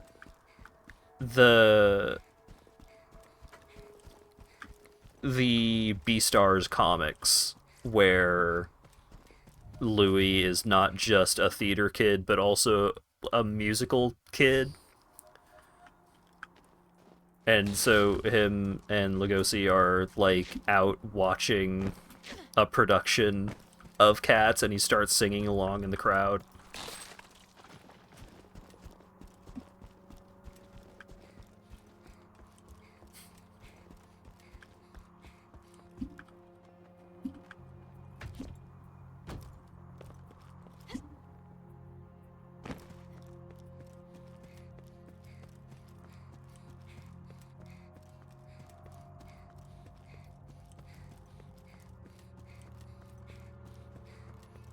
Cats the movie got a hot fix. They sent out a patch because some of the cats didn't have cat gloves in some scenes.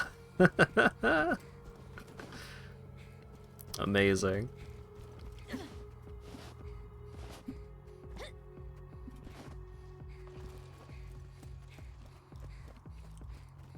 I'm so terrified that once I'm done doing these stupid side quests, they're actually going to make me follow Claptrap instead of just go to where he's going. Necromancer head customization. Right.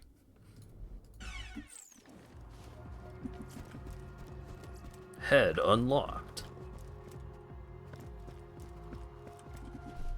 Is that all the quests around here? Okay.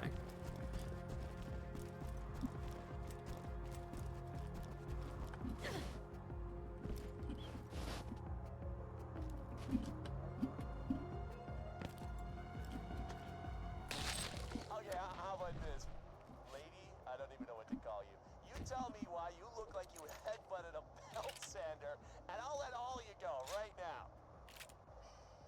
My husband gave me a skag pearl ring. The pearl released hunger-inducing pheromones. Oh, you know what? I am so sorry. I just, forgive me. Where's your husband now? He's dead. That is a heartbreaker. But you got something in common with him now, at least.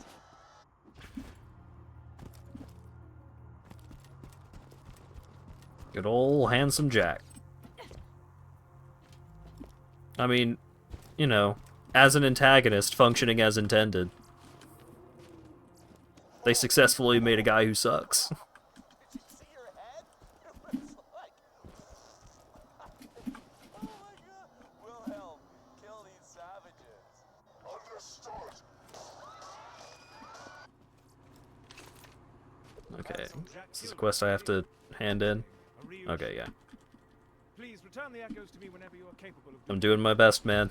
There we go. Which gun do you want? The gun that sucks or the other gun that sucks? I want the one that's worth more money. Thank you. Did you miss important backstory by jumping straight into 2? You missed a better video game. A lot of characters from Borderlands 1 return in Borderlands 2, so there's a lot of characters in Borderlands 2 where it's just like, oh shit, it's this character, and a lot of the times that happens, it's because that character was also in Borderlands 1. As far as like actual plot and stuff that happened, don't think there was anything like super important. You didn't play Borderlands 1 for the story. I'll say that.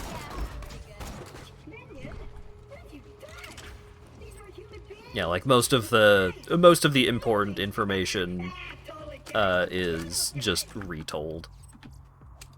But why do I keep... Why do I do these things? I'm racking my brain trying to think of a name for that diamond pony I bought. I was gonna call it Piss for Brains in honor of you, but that just feels immature.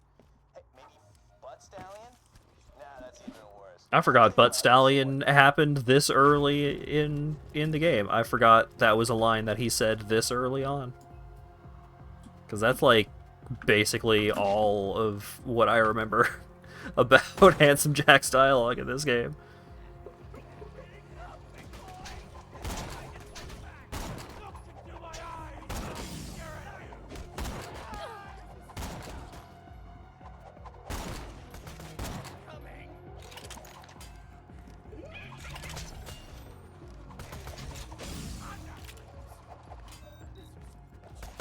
It's... No, Handsome Jack wasn't in Borderlands 1.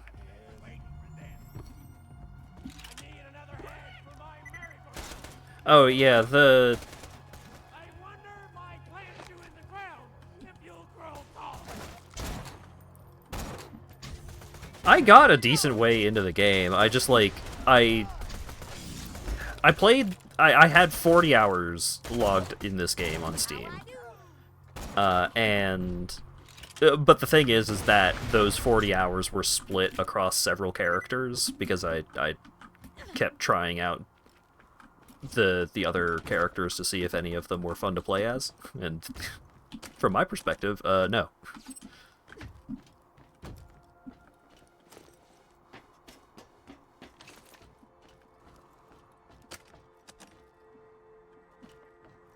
I think part of the problem is Borderlands 2 is one of those games where, like, the game becomes a lot more fun once you, like, get your build going, once you have, like, a lot of skill points and some good gear and stuff like that. And I just absolutely did not have the patience to actually reach that point. Right, that was another thing. A lot of the new effects they added to weapons of just like, oh, this gun, like when you reload this gun, you throw it and it explodes like a grenade.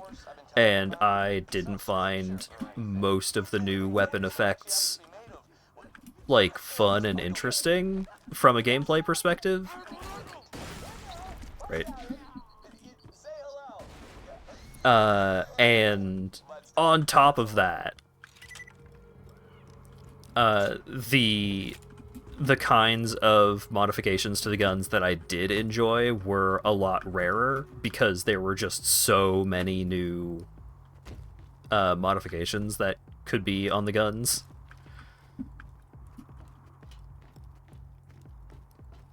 Let's go this way. Why did you want to stream this? Because I was in a bad mood and I wanted to bitch about something. Light the fuses, bitches!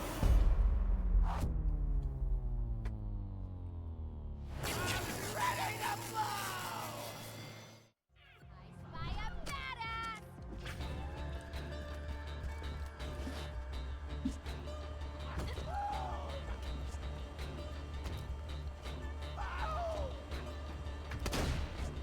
Okay, can't you climb up on this? I guess I don't really need to.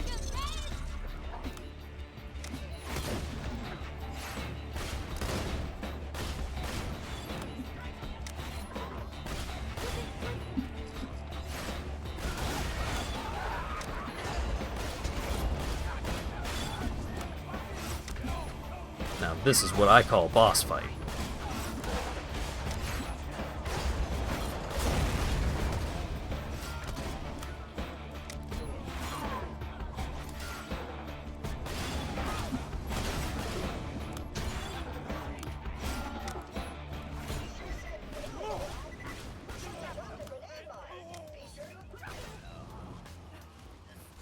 Be sure to equip that grenade mod. That's going to be worse than the one that you started with, because you got a pre-order bonus. You got it, Chief.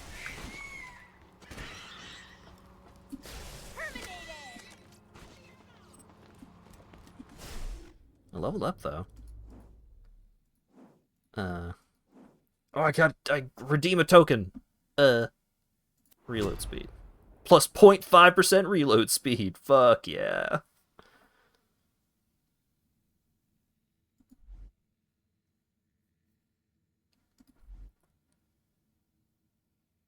Right, damage is based on player level. That's why this thing is messed up.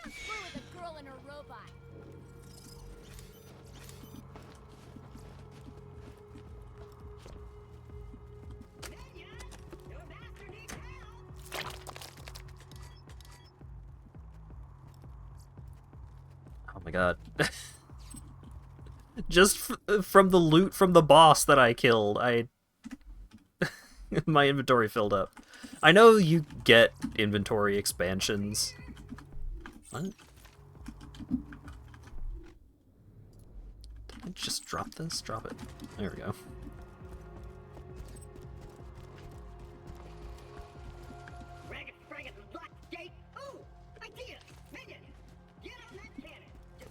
I take a sip from my trusty Vault 13 canteen. Oh, yeah.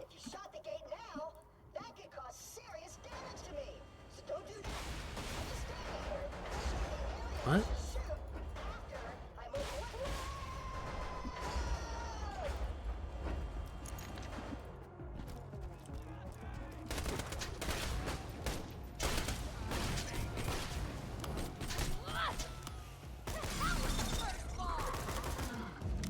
Oh, you wanted me to like stay on the cannon and fight these guys? Oh yeah, about that. What if I did? I've discovered the soaring dragon! What the fuck is going on?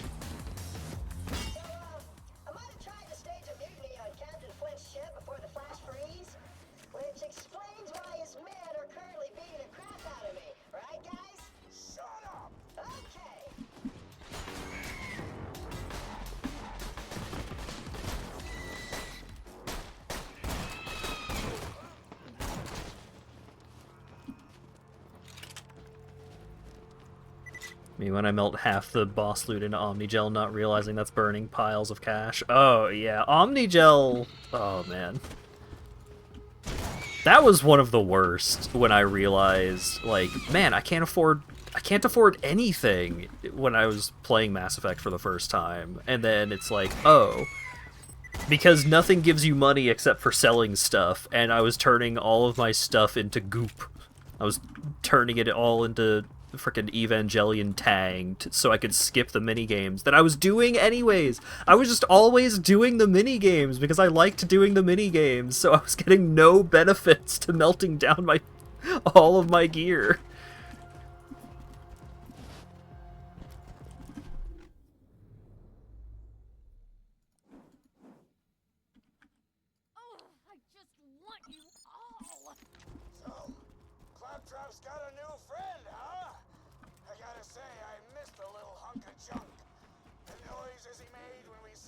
Not even a regular player with 0 tech skill would use the Omnigel. Yeah, it was baffling that was a thing they let you do.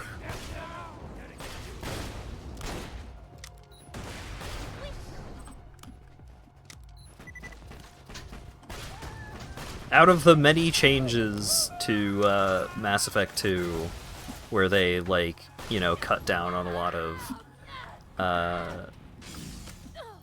they cut down on a lot of the RPG elements that were present in Mass Effect 1. I overall think that was, like, good. I think that just worked out for the better.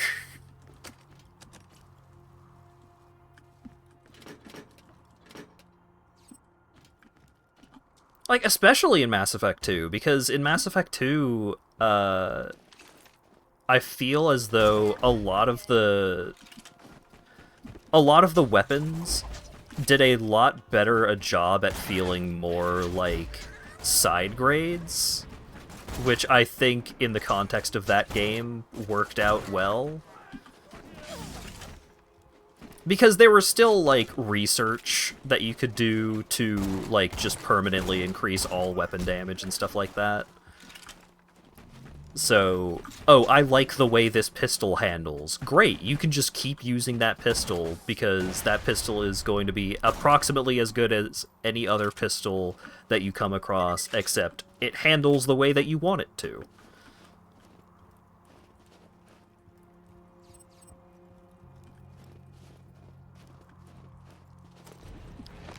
Yes, there are... A lot of games could use more friction. Abiotic Factor. That game fucking rules, and a lot of the reasons why it rules as much as it does is because of the friction that is present in that game. I'm not anti-friction, but I think, in terms of the context of the finished product, I think sanding down the edges worked out in Mass Effect 2's favor. Because not every game needs a ton of friction either. Sometimes it's good when a game has, like, unnecessary layers of complexity that add interesting angles to the player choice. But also, sometimes it's good when a game is, like, when a game is streamlined to, like... Yes, there are literally fewer player choices to make. However, the player choices that you are making are each individually much more impactful than this gun does 5% more damage.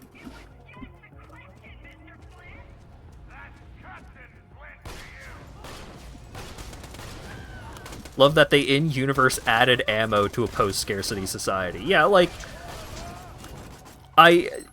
I do think that reloading felt better than waiting for the weapons to cool down. I think picking up ammo, yeah, from a setting perspective, it's weird that that's a thing that would happen after the fact. But I do think that worked out better in terms of the game feel.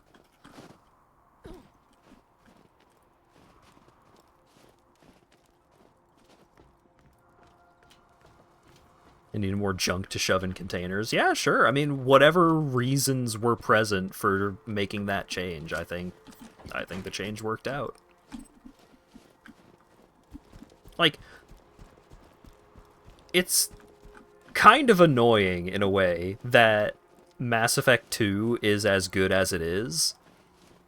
Because, like, yeah, you probably want to play Mass Effect 1 for certain aspects of Mass Effect 2 to land properly. Like, there are a lot of aspects in Mass Effect 2 that are as cool and important feeling because they were built up towards in Mass Effect 1. But also, Mass Effect 1 is jank as fuck. It's not bad. I still like Mass Effect 1 quite a bit. But Mass Effect 2 is, like, fantastic. I think Mass Effect 2 is... Like, anytime I see Mass Effect 2 show up in, like, people's top 10 video games of all time list kind of things, like, yeah, I get it. Yeah. That game rules. That game's awesome.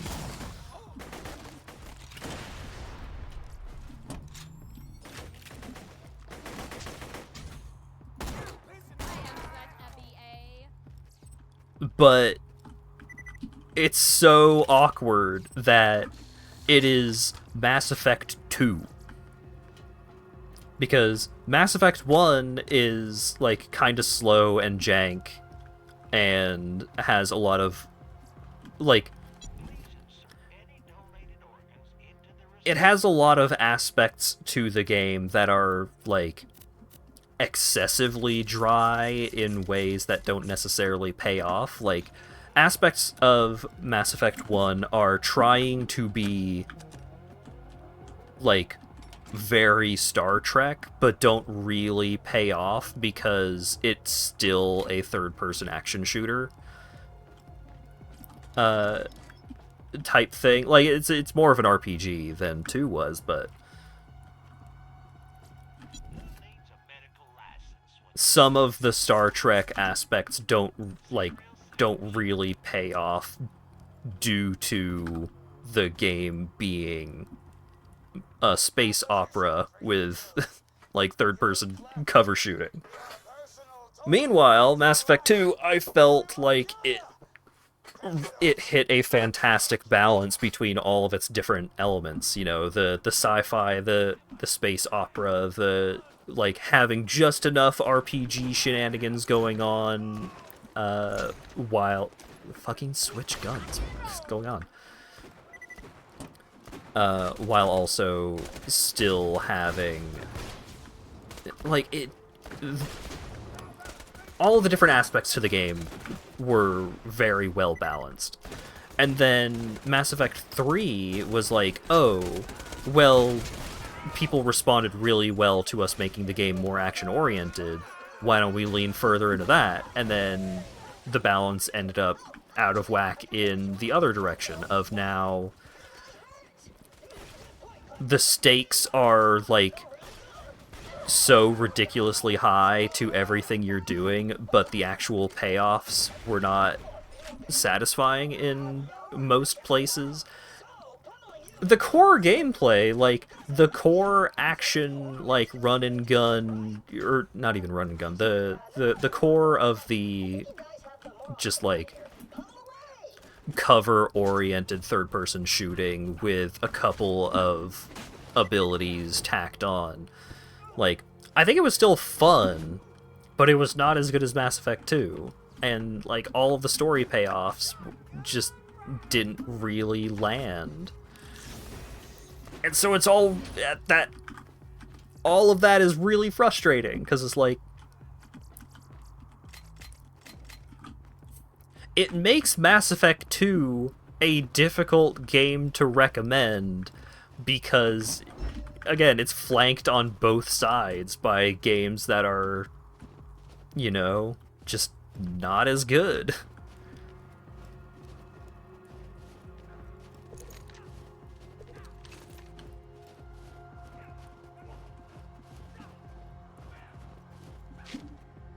Loved how many more enemies were able to be bullied by biotic abilities. I felt like I guess I don't remember my full biotic playthrough of 2 particularly well. I remember playing as Vanguard in 2, and oh my god. Mass Effect 2 Vanguard is so much fucking fun to play.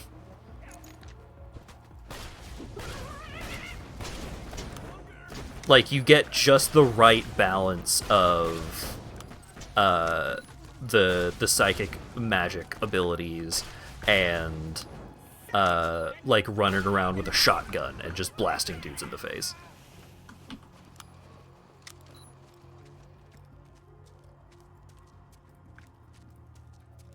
The first fight against the Asari operatives, that's supposed to show you how cool their psychic shit is when you're in combat. Yeah, it's...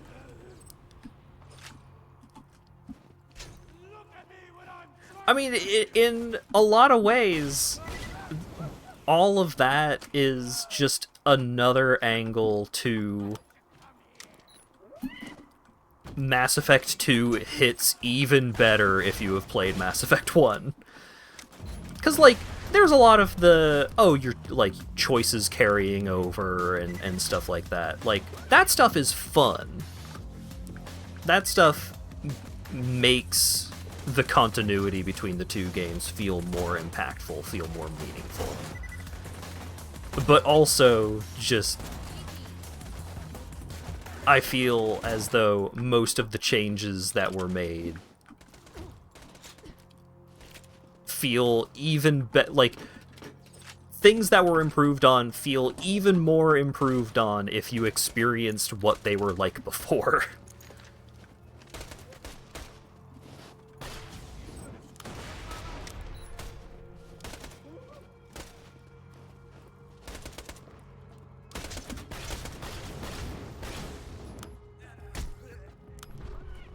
General gripe with 2 is that if an enemy has even 1 point of shield or armor, none of your skills do anything, so you end up shooting a piddly handgun at them for 15 minutes. So, I feel as though that aspect to the game, like, that part of the gameplay made partner choices feel that much more impactful. Because there was a little bit of a rock, paper, scissors thing going on. Like, you know, different kinds of abilities work better on different kinds of defenses. And so you are rewarded that much more for having a well-rounded team. And if you just really want to have, you know, like, oh, I just want my team to be Rex and Garrus because those are the characters that I like having on my team. Or I guess in 2 it would be Grunt and Garrus. And it's just like, I just want to have the cool alien dudes on my team, and I don't really care about party composition. And, like, if you don't want to have a well-balanced party, you can do that. But you are punished for not engaging with the mechanics that extra little bit. It's not like you can't. It's not like you, like, it's not like the game is unplayable or whatever if you don't have, like, one person who can do biotics, one person who can do, tech, one person who can do, like, pure guns. But if you do balance, then you are rewarded. So you're engaging with the game mechanics.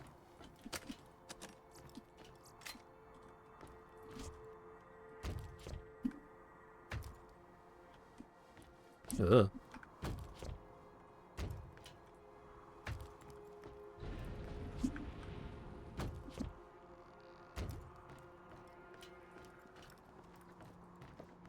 But those games ain't perfect.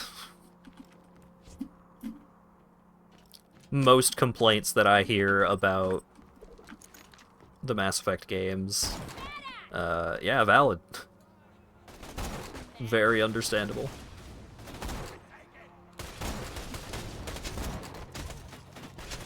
But also, for people who haven't actually played the Mass Effect games, like, especially people who didn't really pay any attention to the Mass Effect games, and then, you know, they hear about the trilogy in retrospect, and it's like, oh yeah, 1 is kind of rough, like, 1 is clearly trying to get its bearings in a lot of ways, and then 3 kind of, like, face plants at the finish line. And they see and hear talk like that, and they're like, oh, why did people care this much about these games? It's because of 2.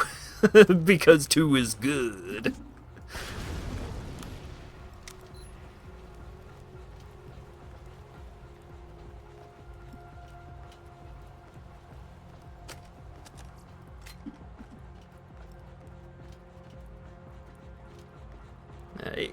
Even I had such a weird time with 3 because I have never finished 3. And I feel as though I would not dislike the ending to 3 as much as some people who were, like, way more invested than I might have felt. But part of the issue that I had with 3 is that the thematics that it's going for are kind of a, like, there have to be sacrifices made because we're fighting something that is so much bigger than us, and, like, there are all these different sides to this war that we're waging on the Reapers and all that shenanigans. And that kind of story just doesn't really do it for me. spoilers for Mass Effect 3. If you really care about spoilers for Mass Effect 3, I am comfortable saying, like, hey, if you really want to try out a Mass Effect game, you can just skip right to 2, and then if you really like it, you could try out the others. Spoilers for Mass Effect 3. There is a point in Mass Effect 3 where the Quarians and the Geth are, like, basically about to wage all-out war with each other, because they simply will not allow the other to be. And this is happening, like, while the war with the Reapers is ongoing. And so it's like, look, I know we're fighting this huge war for the fate of all of the sentient beings in the fucking galaxy. Like, yeah, all that stuff is at stake. Yeah, whatever. But fuck these guys. Fuck them. And so you have to make a choice between, do you want to genocide the Geth or the Quarians? And this happens after a trilogy's worth of trying to, like, build up the trust with the Quarians because they were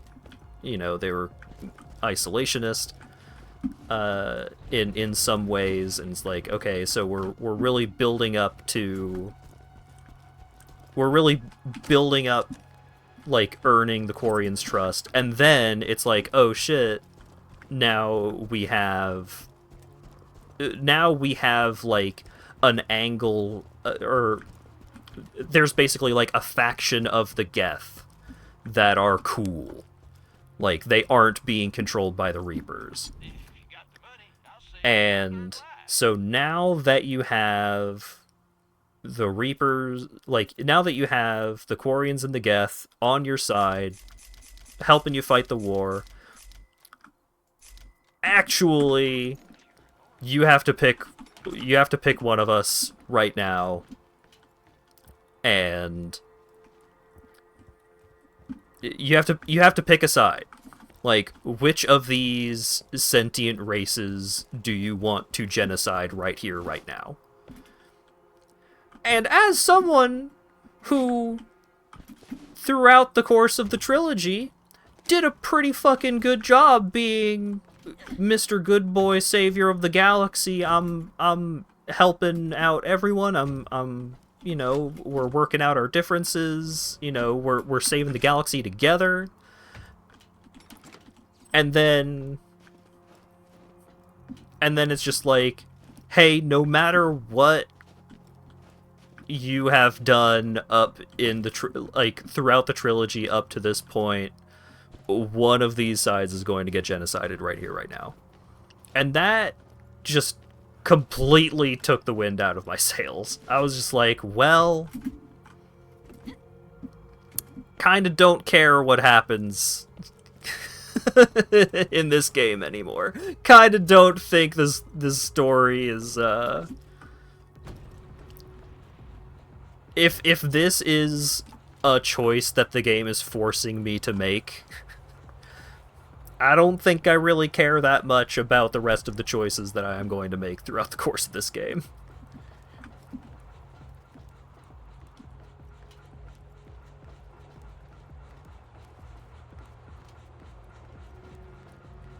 Just send them to Omega or something. Yeah, just, like, exile them, just send them away. Like, why does it have to be, alright, Shepard, savior of the galaxy, hero of all sentient life,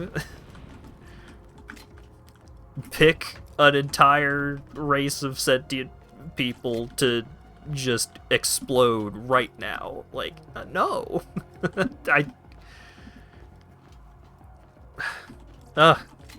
It's so frustrating. And so I've never finished the game.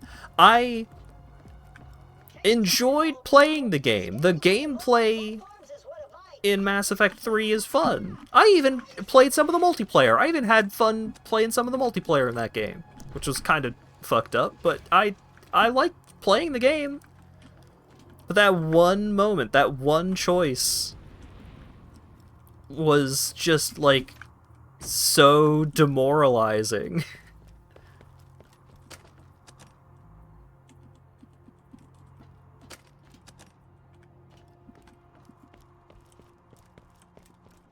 Like, even the moment where the, like, it's not as though I was like, oh man, I can't have a perfect ending where everyone lives and I made every single correct decision and nothing bad happens. Because it's like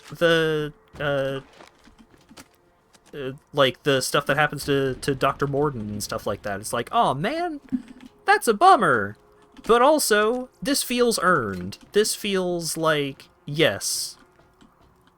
Like, it's still not perfect. I still feel as though some of that stuff was like, you didn't need to explode. You could have lived and solved this problem in a different way, but it's like, okay, no, that's all right. Have your big dramatic character moment, that's all right. But the Quarry and Geth thing, just nope.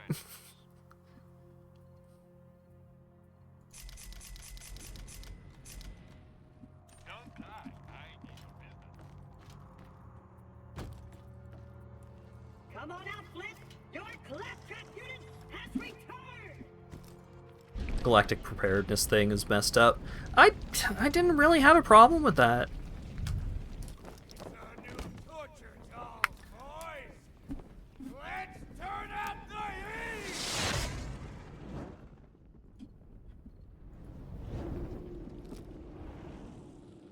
Stranger!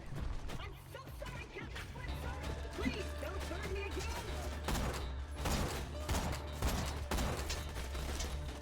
It's...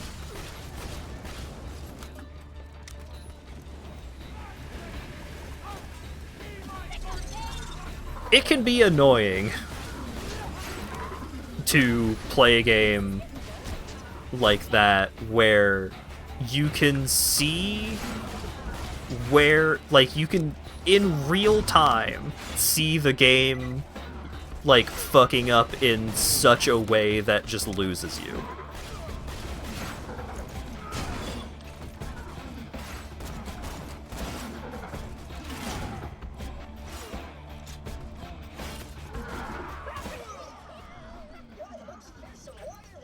Blue?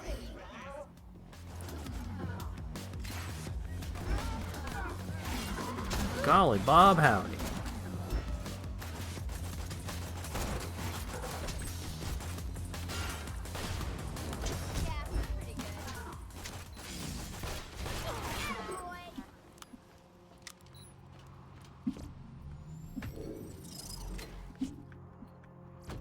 There are a lot of games where the second entry is like a really good one, and the others are just like, okay. Alright, now we just gotta get to my ship.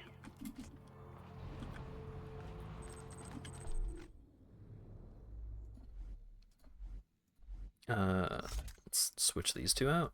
Maybe that'll be good.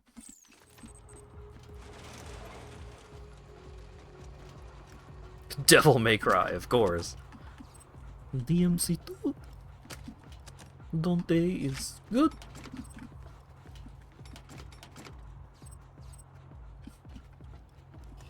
I'm still kind of bummed out that DMC Devil May Cry fucked up the way that it did, because I did want to like give that game a fair shake. I did want to actually check out what the gameplay of that game was like, but it was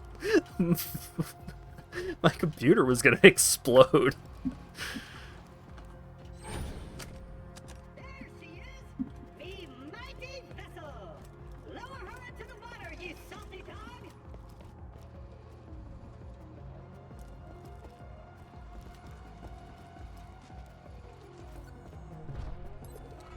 And now, let us set sail! Yeah, it was like it was fucking up my processor, man. It was fucking up my processor in a way that like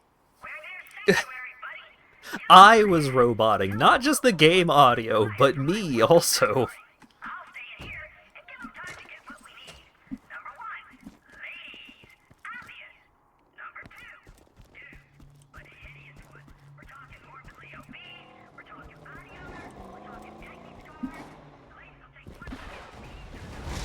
Sanctuary's off limits. You bloodshots can stay in your hole.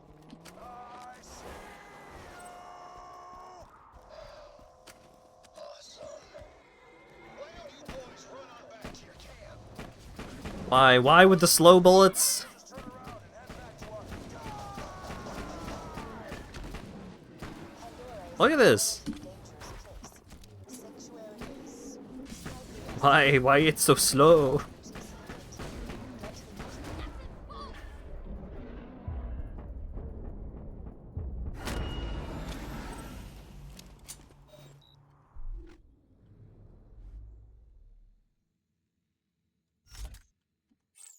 Oh, we got another shotgun.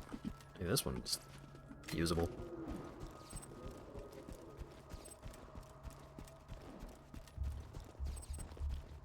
They liked it more than DMC1? Ah.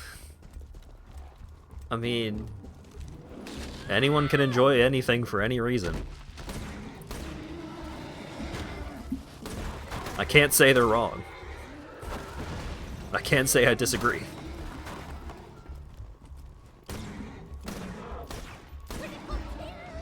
Yeet. This could be the beginning of something awesome.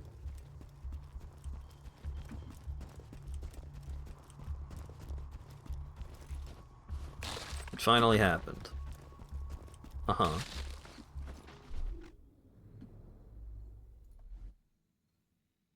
Let me see the stats. Your tab mate died? Aw, shit.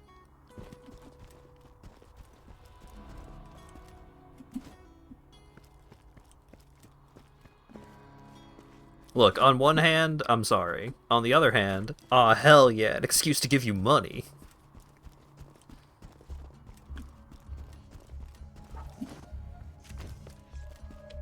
This machine will digitally construct a Yeah, vehicle for you. yeah, the tab mate is like a little controller device that lets you do a bunch of hotkeys and functions alongside a art tablet.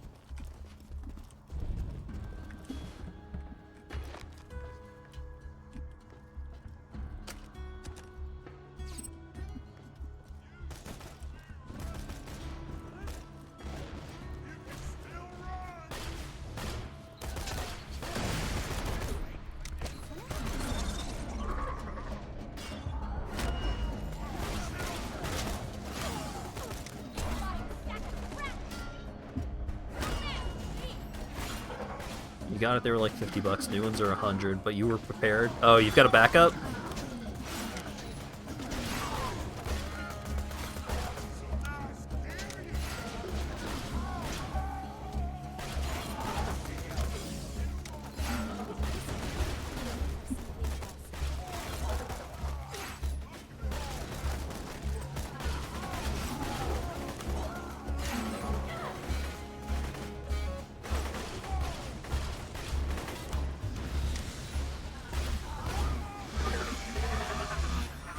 Got a core box mini.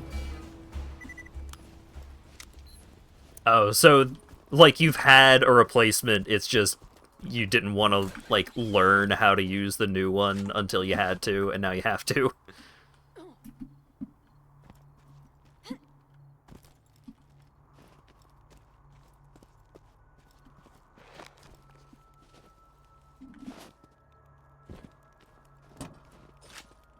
Done with dinner. I wish I were done with dinner right now. I'm hungry.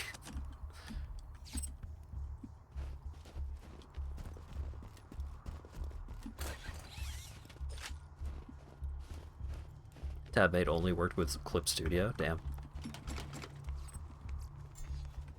Oh, I got iridium. Ooh. I got the purple stuff. +1 magazine size consumes 3 ammo per shot. Huh. I also got an SMG that does fire damage. What's that? Where was that? That's a comet. Ugh, gross. Alright, let's see what this thing does.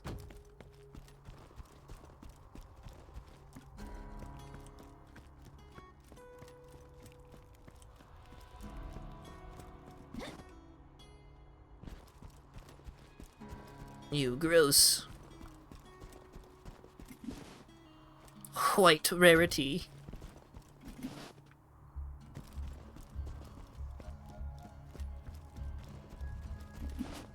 This machine will Whoa! Unauthorized user up in my grill! You trying to hack my catch a ride? Uncool, bro. Uncool. Damn it. Oh, sorry. Darn it. A man named Scooter controls these catch-a-ride machines. He may be short a few chromosomes, but he's a savant when it comes to vehicles. He's locked the station to prevent the bandits from using it, but I'm reading an inactive Hyperion bot in the Bloodshot camp. If you can attach its interface adapter to the catch-a-ride, I can hack the machine and get you a car. You drawing bird boobs when the tab mate died? Yeah, that's that. There's your problem. You're drawing a bird. There's your first and last mistake.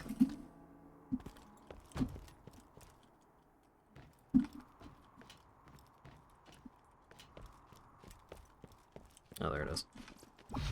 Just attach the adapter onto the catch-a-ride, and I'll get you a free car.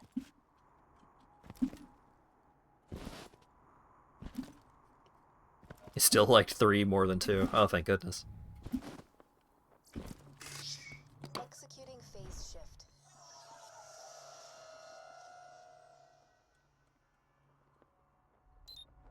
Rescinding lockdown. Wait a moment while I hack the catch-a-ride. Girl, I've been waiting a moment. Authorized user accepted. Enjoy the ride, and there's a pimento in the glove box. Cool. Try requesting another car. Give me the rocket one. Give me a unpleasant noise while I'm scrolling through the options. Give me that one. Thanks for you. Scooters get your ride. Your truck is great. Now head to Sanctuary and find Roman. You'll want to meet the Vault Hunter who stared down Fencing Jack and Ruth. Oh god.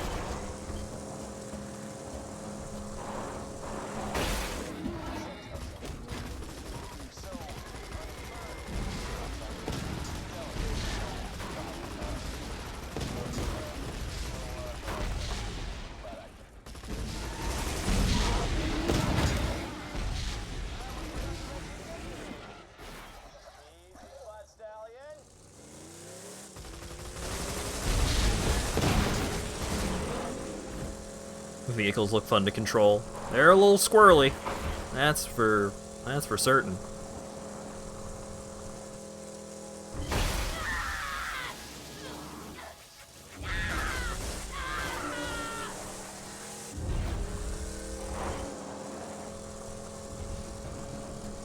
Let us in, Ryder.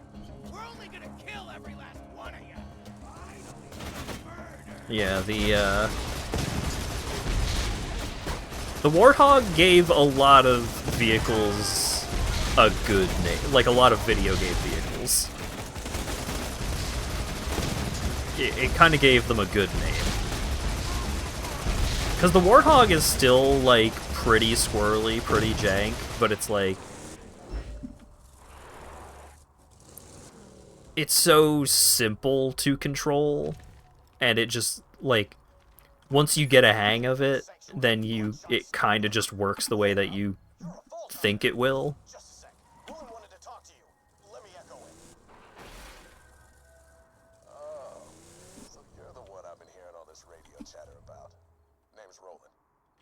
a Vault Hunter like you, until I formed the Crimson Raiders. We'll catch up when I get back to Sanctuary. For now, I need your help. My men tell me Corporal Reese hasn't returned the power core that we need to keep the city's shields running. Bring Reese back to Sanctuary, and you'll have earned your place in the Raiders. Roland's contacted you? Good. Listen to what he says. He can help us defeat Jack.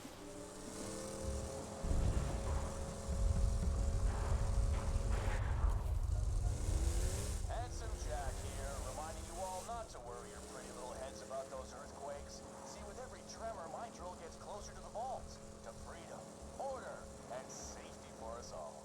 Except you asshats in Sanctuary. I have wanted to do a Halo series co-op thing. Just like play through the Halo games with 1 to 3 friends. Because the Master Chief Collection is pretty good to my understanding. I have it, but I haven't really messed around with it too much. And it goes on sale decently often. I hope that doesn't change now that they're trying to sell the campaign evolved thing, which is like the remake of Halo 1's campaign, which seems not good.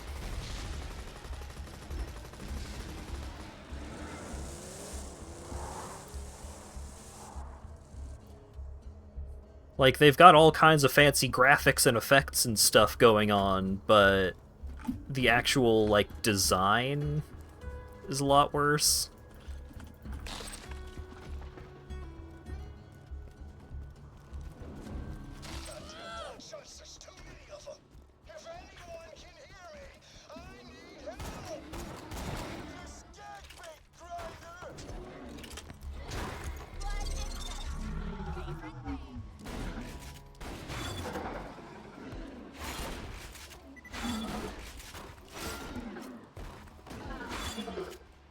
Making grenades on the ground explode when an explosion goes off near you.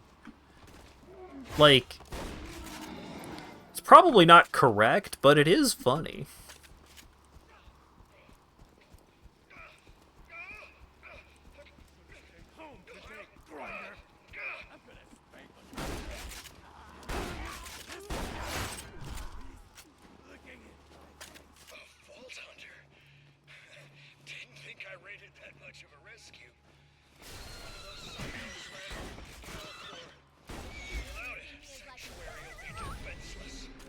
Level up! 1 badass rank!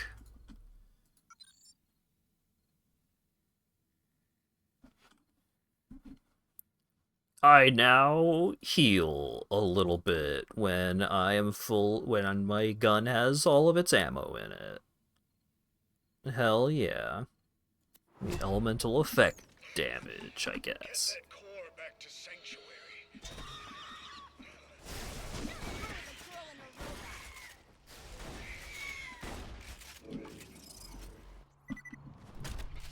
Oh no, Corporal Rice died. He was one of the first Crimson Lancemen I recruited to the Raiders. Get that power core back, and while you're at it, kill some bandits for Reese. It's what he would have wanted. Looks like you've got an area waypoint.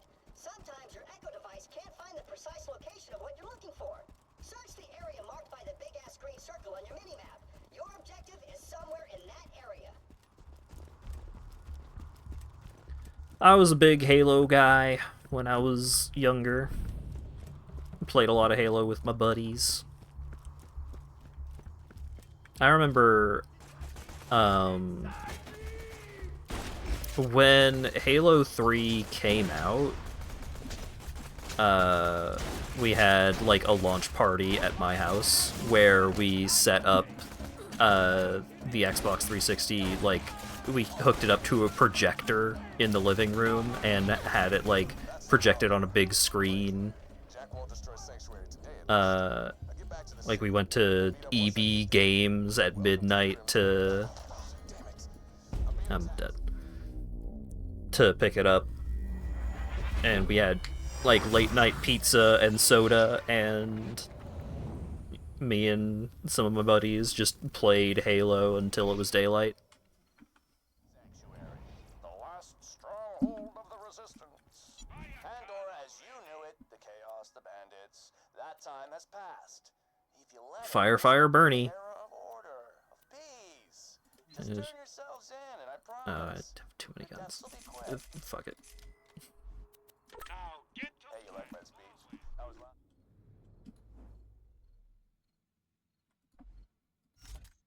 About the last part, by the way. I'm gonna spend a long time torturing you bandit scum to death, and I'll enjoy it even more because I shouldn't say more. I got a little secret that you know what? You don't need to hear it. It'll probably just confuse you. Ciao.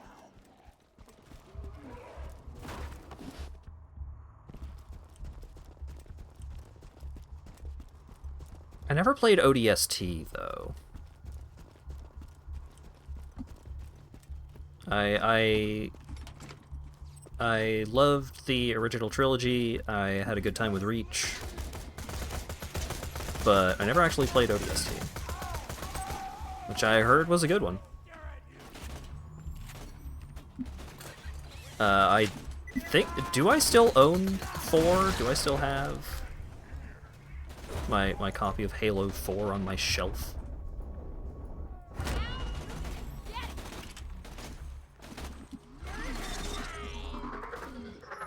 Hang on, while my minion is killing stuff. Oh, yep. Still got Halo 4 right there on the shelf.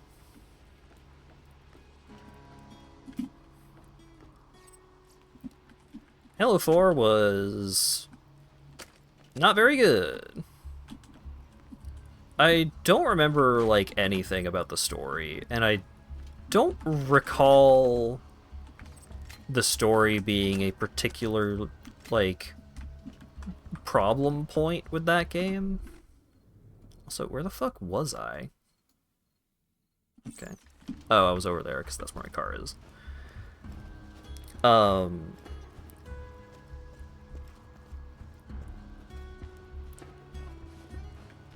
I just remember there was like a new faction of enemies introduced in Halo 4. And I remember every single time one of those enemies showed up, I just like... It was just like, oh god, not another one of these assholes. Because so many enemies in Halo 4 were the worst bullet sponges. Like, I ran out of ammo firing into center mass on this, like, fucking geometric robot-looking thing.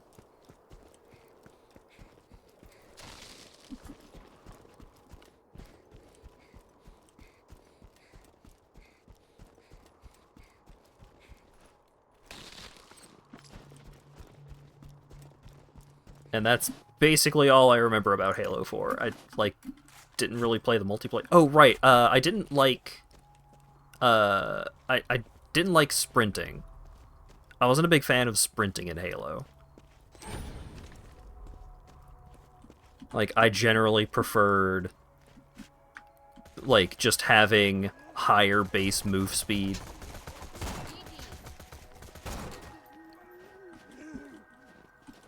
Or, you know what? Vehicles. I enjoyed using vehicles in the Halo games.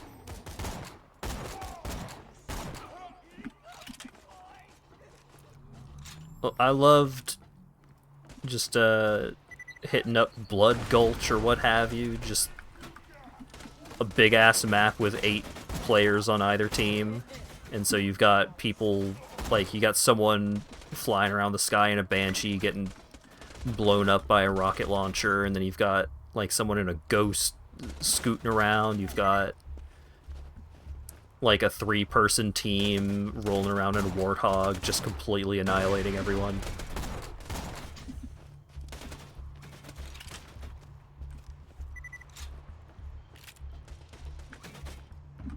When you realize the game you're playing has zero reason to not use sprint. Yeah. Halo felt like a game that did not need a sprint.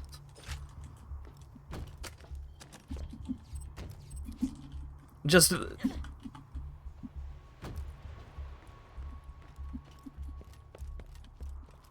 like this game, I don't think this game needs a sprint, because... like, I have no stamina bar.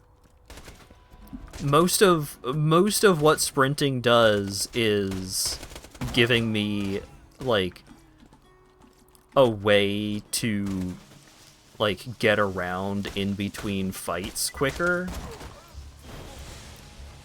But I don't think I would be that much stronger in a fight if I were just faster.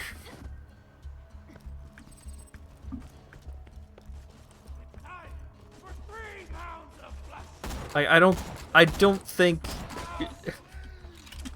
make the areas smaller, make the player move faster. Don't just put in a sprint just because. Oh, we want to have these big spectacle set piece areas. And it's like, does the area really look that cool?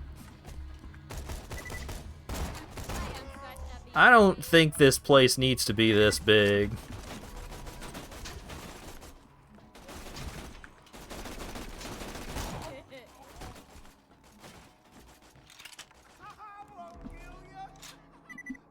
Ugh.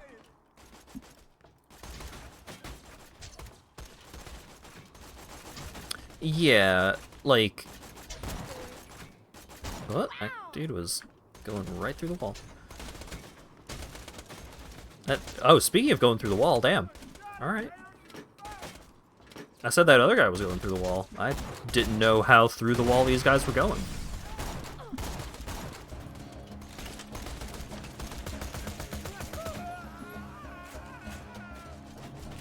Yeah, like, making the player character move slower to compensate for, like, playing with a controller over mouse and keyboard, that does make sense, unfortunately. As someone who played, like, mostly console games for a long time, yeah. I get it. Sprint less, like, sprint not necessarily acting as,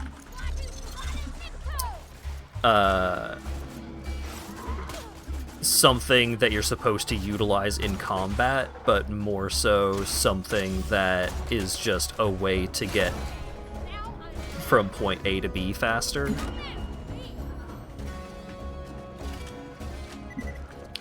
Yeah, that's controller's fault. But also, like...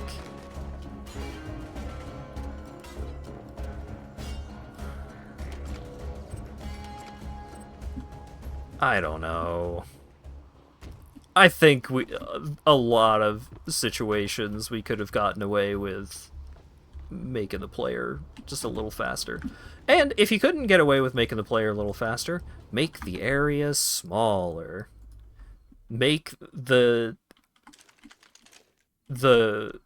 distances that you are expecting the player to traverse smaller, so that way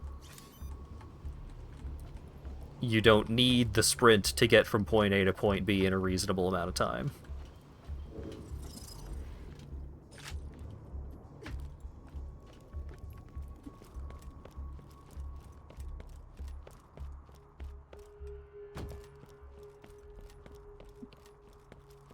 But,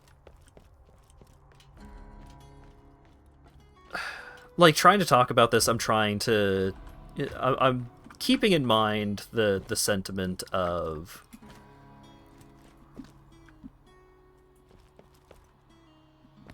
what if this first-person shooter video game is the first video game that someone has played? Or what if this is the first video game someone has played with a controller? Are they going to acclimate before they quit out of frustration.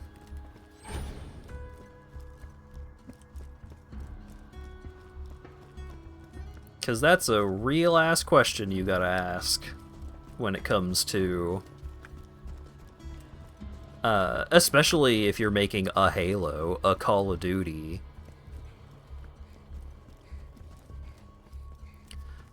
Sprint in a multiplayer controller game can have a purpose.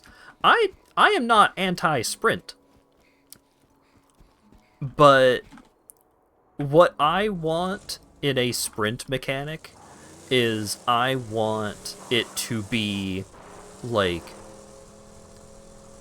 I want it to be, I need to get to cover right the fuck now, and not I am using this to navigate, like, 90% of the time. I want a sprint that is not that far removed from a dodge roll.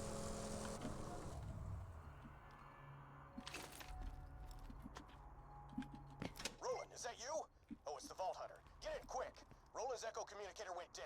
We need your help. Yeah, like, give me a sprint that is, like, really fast, but I can only do it for a short period of time.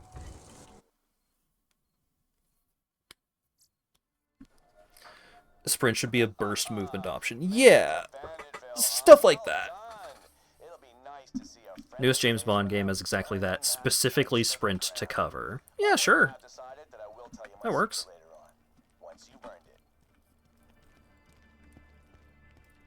Yeah, some games do it that way, and I can fuck with that style where it is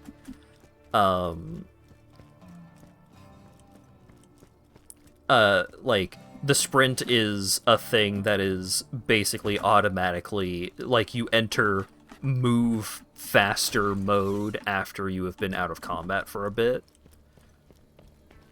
I don't think I would default to that as a solution, but I think that can work for some games. Play Gears of War? I played Gears of War for like an hour. I hated it. I really don't like Gears of War.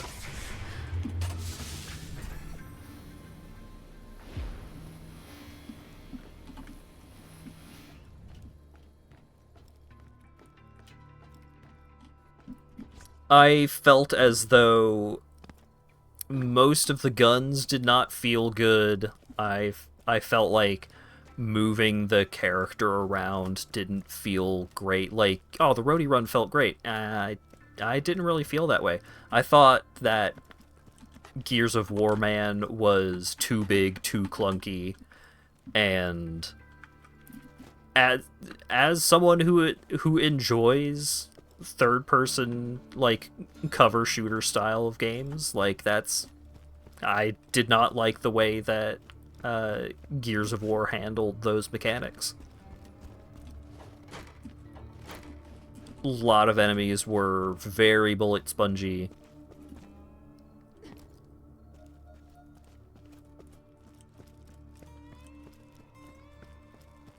I recall people talking about that kind of thing going on, like that. I recall hearing about other people who had similar problems to mine when playing Gears of War, and the common solution to those problems that I heard about was, oh, you're not supposed to use, like, the assault rifle and the machine. You're not supposed to, like, fight at mid-range. You're supposed to get up in the enemy's face and blast them with the shotgun or with the chainsaw rifle thing.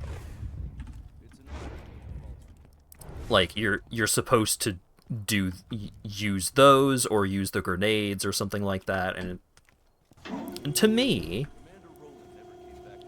you know, and I didn't put a ton of time into it, you know, only an hour. I didn't enjoy that hour, but a lot of time that I spent during that hour was, oh, I've got I've got this machine gun. The machine gun has, like, it feels punchy, it feels impactful, and I spent a lot of time peeking out from behind cover, emptying an entire assault rifle clip into an enemy, and maybe they would die. And then I get back behind cover, and I fuck up the active reload, and then I pop back out from behind cover, and I shoot one more enemy to death with 30 bullets. I didn't have a good time. This was Gears of War. Gears of War 1. Gears of War the first.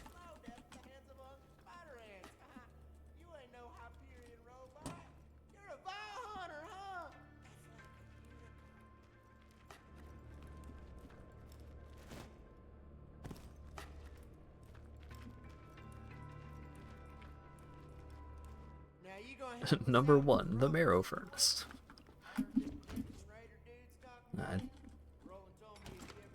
And I never gave any of the other ones a shot because I... The thing is that even if I did think the gameplay for Gears of War was alright, I don't like anything else about Gears of War either.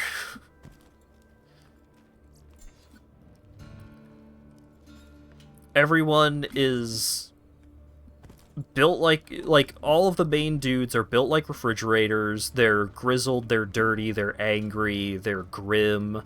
The world is, you know, completely annihilated by these alien demons, whatever, and so everyone is sad, everything sucks, and we're just fighting to live another day. And the vibes did not speak to me. I thought the key to Gears of War was getting in a chainsaw range. That's what I heard after the fact. And maybe if I knew that the assault rifle was basically a prank, maybe I would have put a little more time into it. Maybe I would have seen more of what the game had to offer, but I didn't wanna. I did not care enough.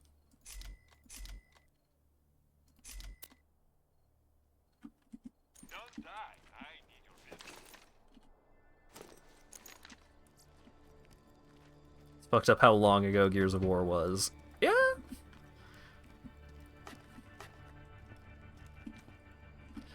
You want to know what I was playing instead of Gears of War? I mean, Halo 3. But also, I was playing Crackdown. Now, Crackdown, that's an Xbox 360 game worth playing. Whew.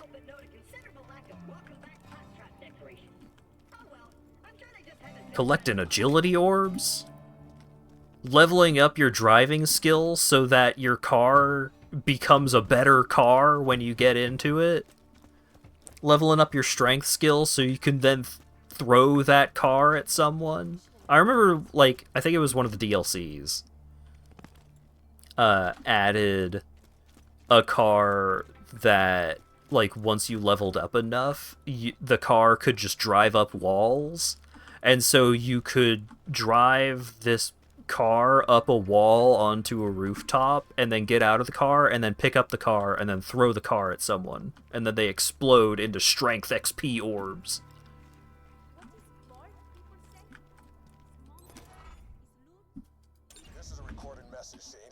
I loved Crackdown. That game, like, talk about game that is fun to fuck around in. That was a real good one. Yeah, Saints Row 2 was also a big 360 game for me. Very sad that the PC version of Saints Row 2 was fucked up. Alright, time for one of the only things that some people know about Borderlands 2. It's this lady! You may recognize her from pornography.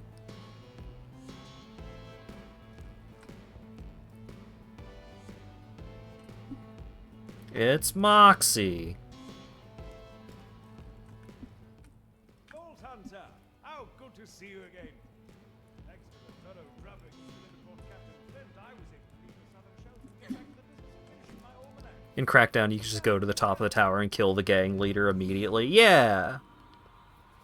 And I feel as though Crackdown did a good job of making that feel possible, but really, really difficult.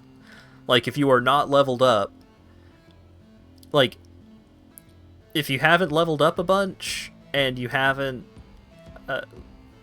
like, it was really tough to just immediately gun for the gang leader.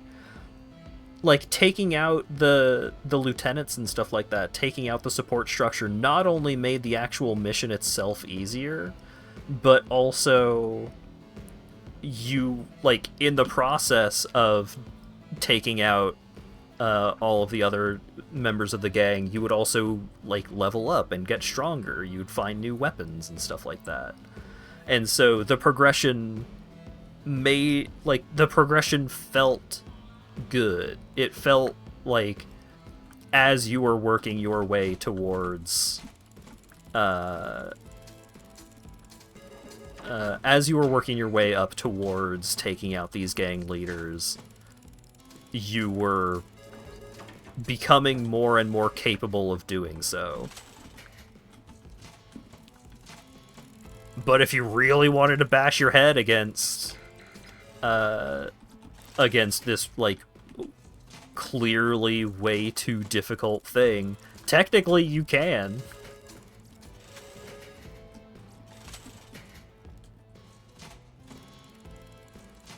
Yeah, like, it's just the fact that you could added a lot to the experience. Having the option was very nice. Fuck out of the way.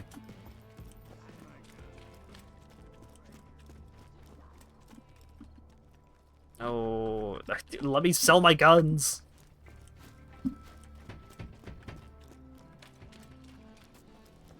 There, Deus Exing away. Yeah, that's another thing that I want to stream. I don't know if I'm going to stream the original Deus Ex. I might just start with Human Revolution, because that's basically my experience. Was I started with Human Revolution, but I do want to stream Human Revolution at some point. I like that game a lot.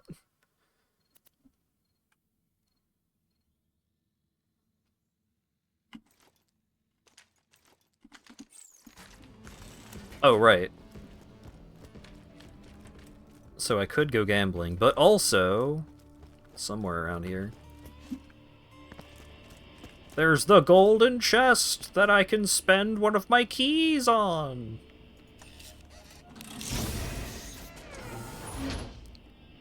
And I could get powerful equipment.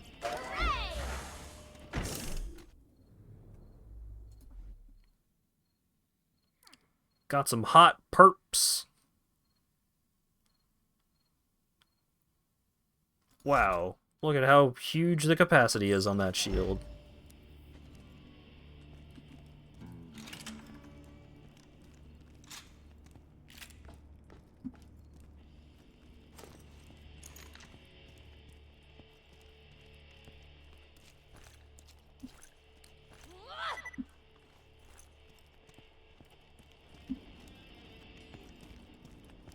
Okay.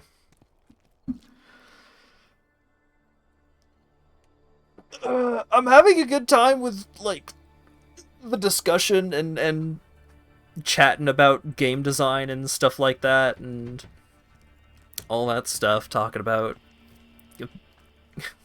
other better video games. But one, I'm really hungry. Two, I'm bored. I don't want to play this game anymore, so I'm gonna wrap up the stream here.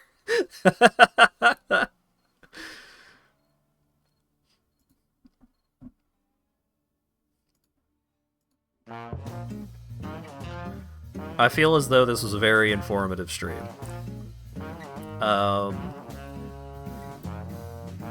aside from all of the very specific, distinct problems that I have with Borderlands 2, turns out I also just think the game is kinda dull. You know, not... If you enjoy Borderlands 2, hell yeah, have a good time. I'm so happy for you. I don't want to play this game anymore. It's already 2 a.m. Yeah. I'm also tired, like, in addition to being hungry and bored. Yeah, it was nice just chatting about stuff. Oh, there's a cloud conflict. I know how to solve that by uninstalling the game. So yeah, upcoming streams. Monday, maybe Kill a Flow. I've been kind of, I've been a bit,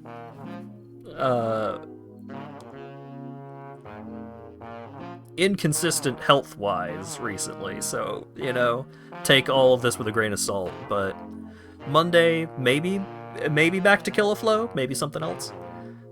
Tuesday, Like a Dragon Ishin, Thursday, Digimon, next Saturday, something.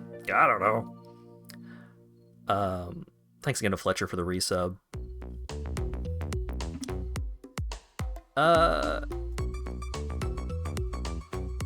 Who's still up? Who's still streaming at this hour of night?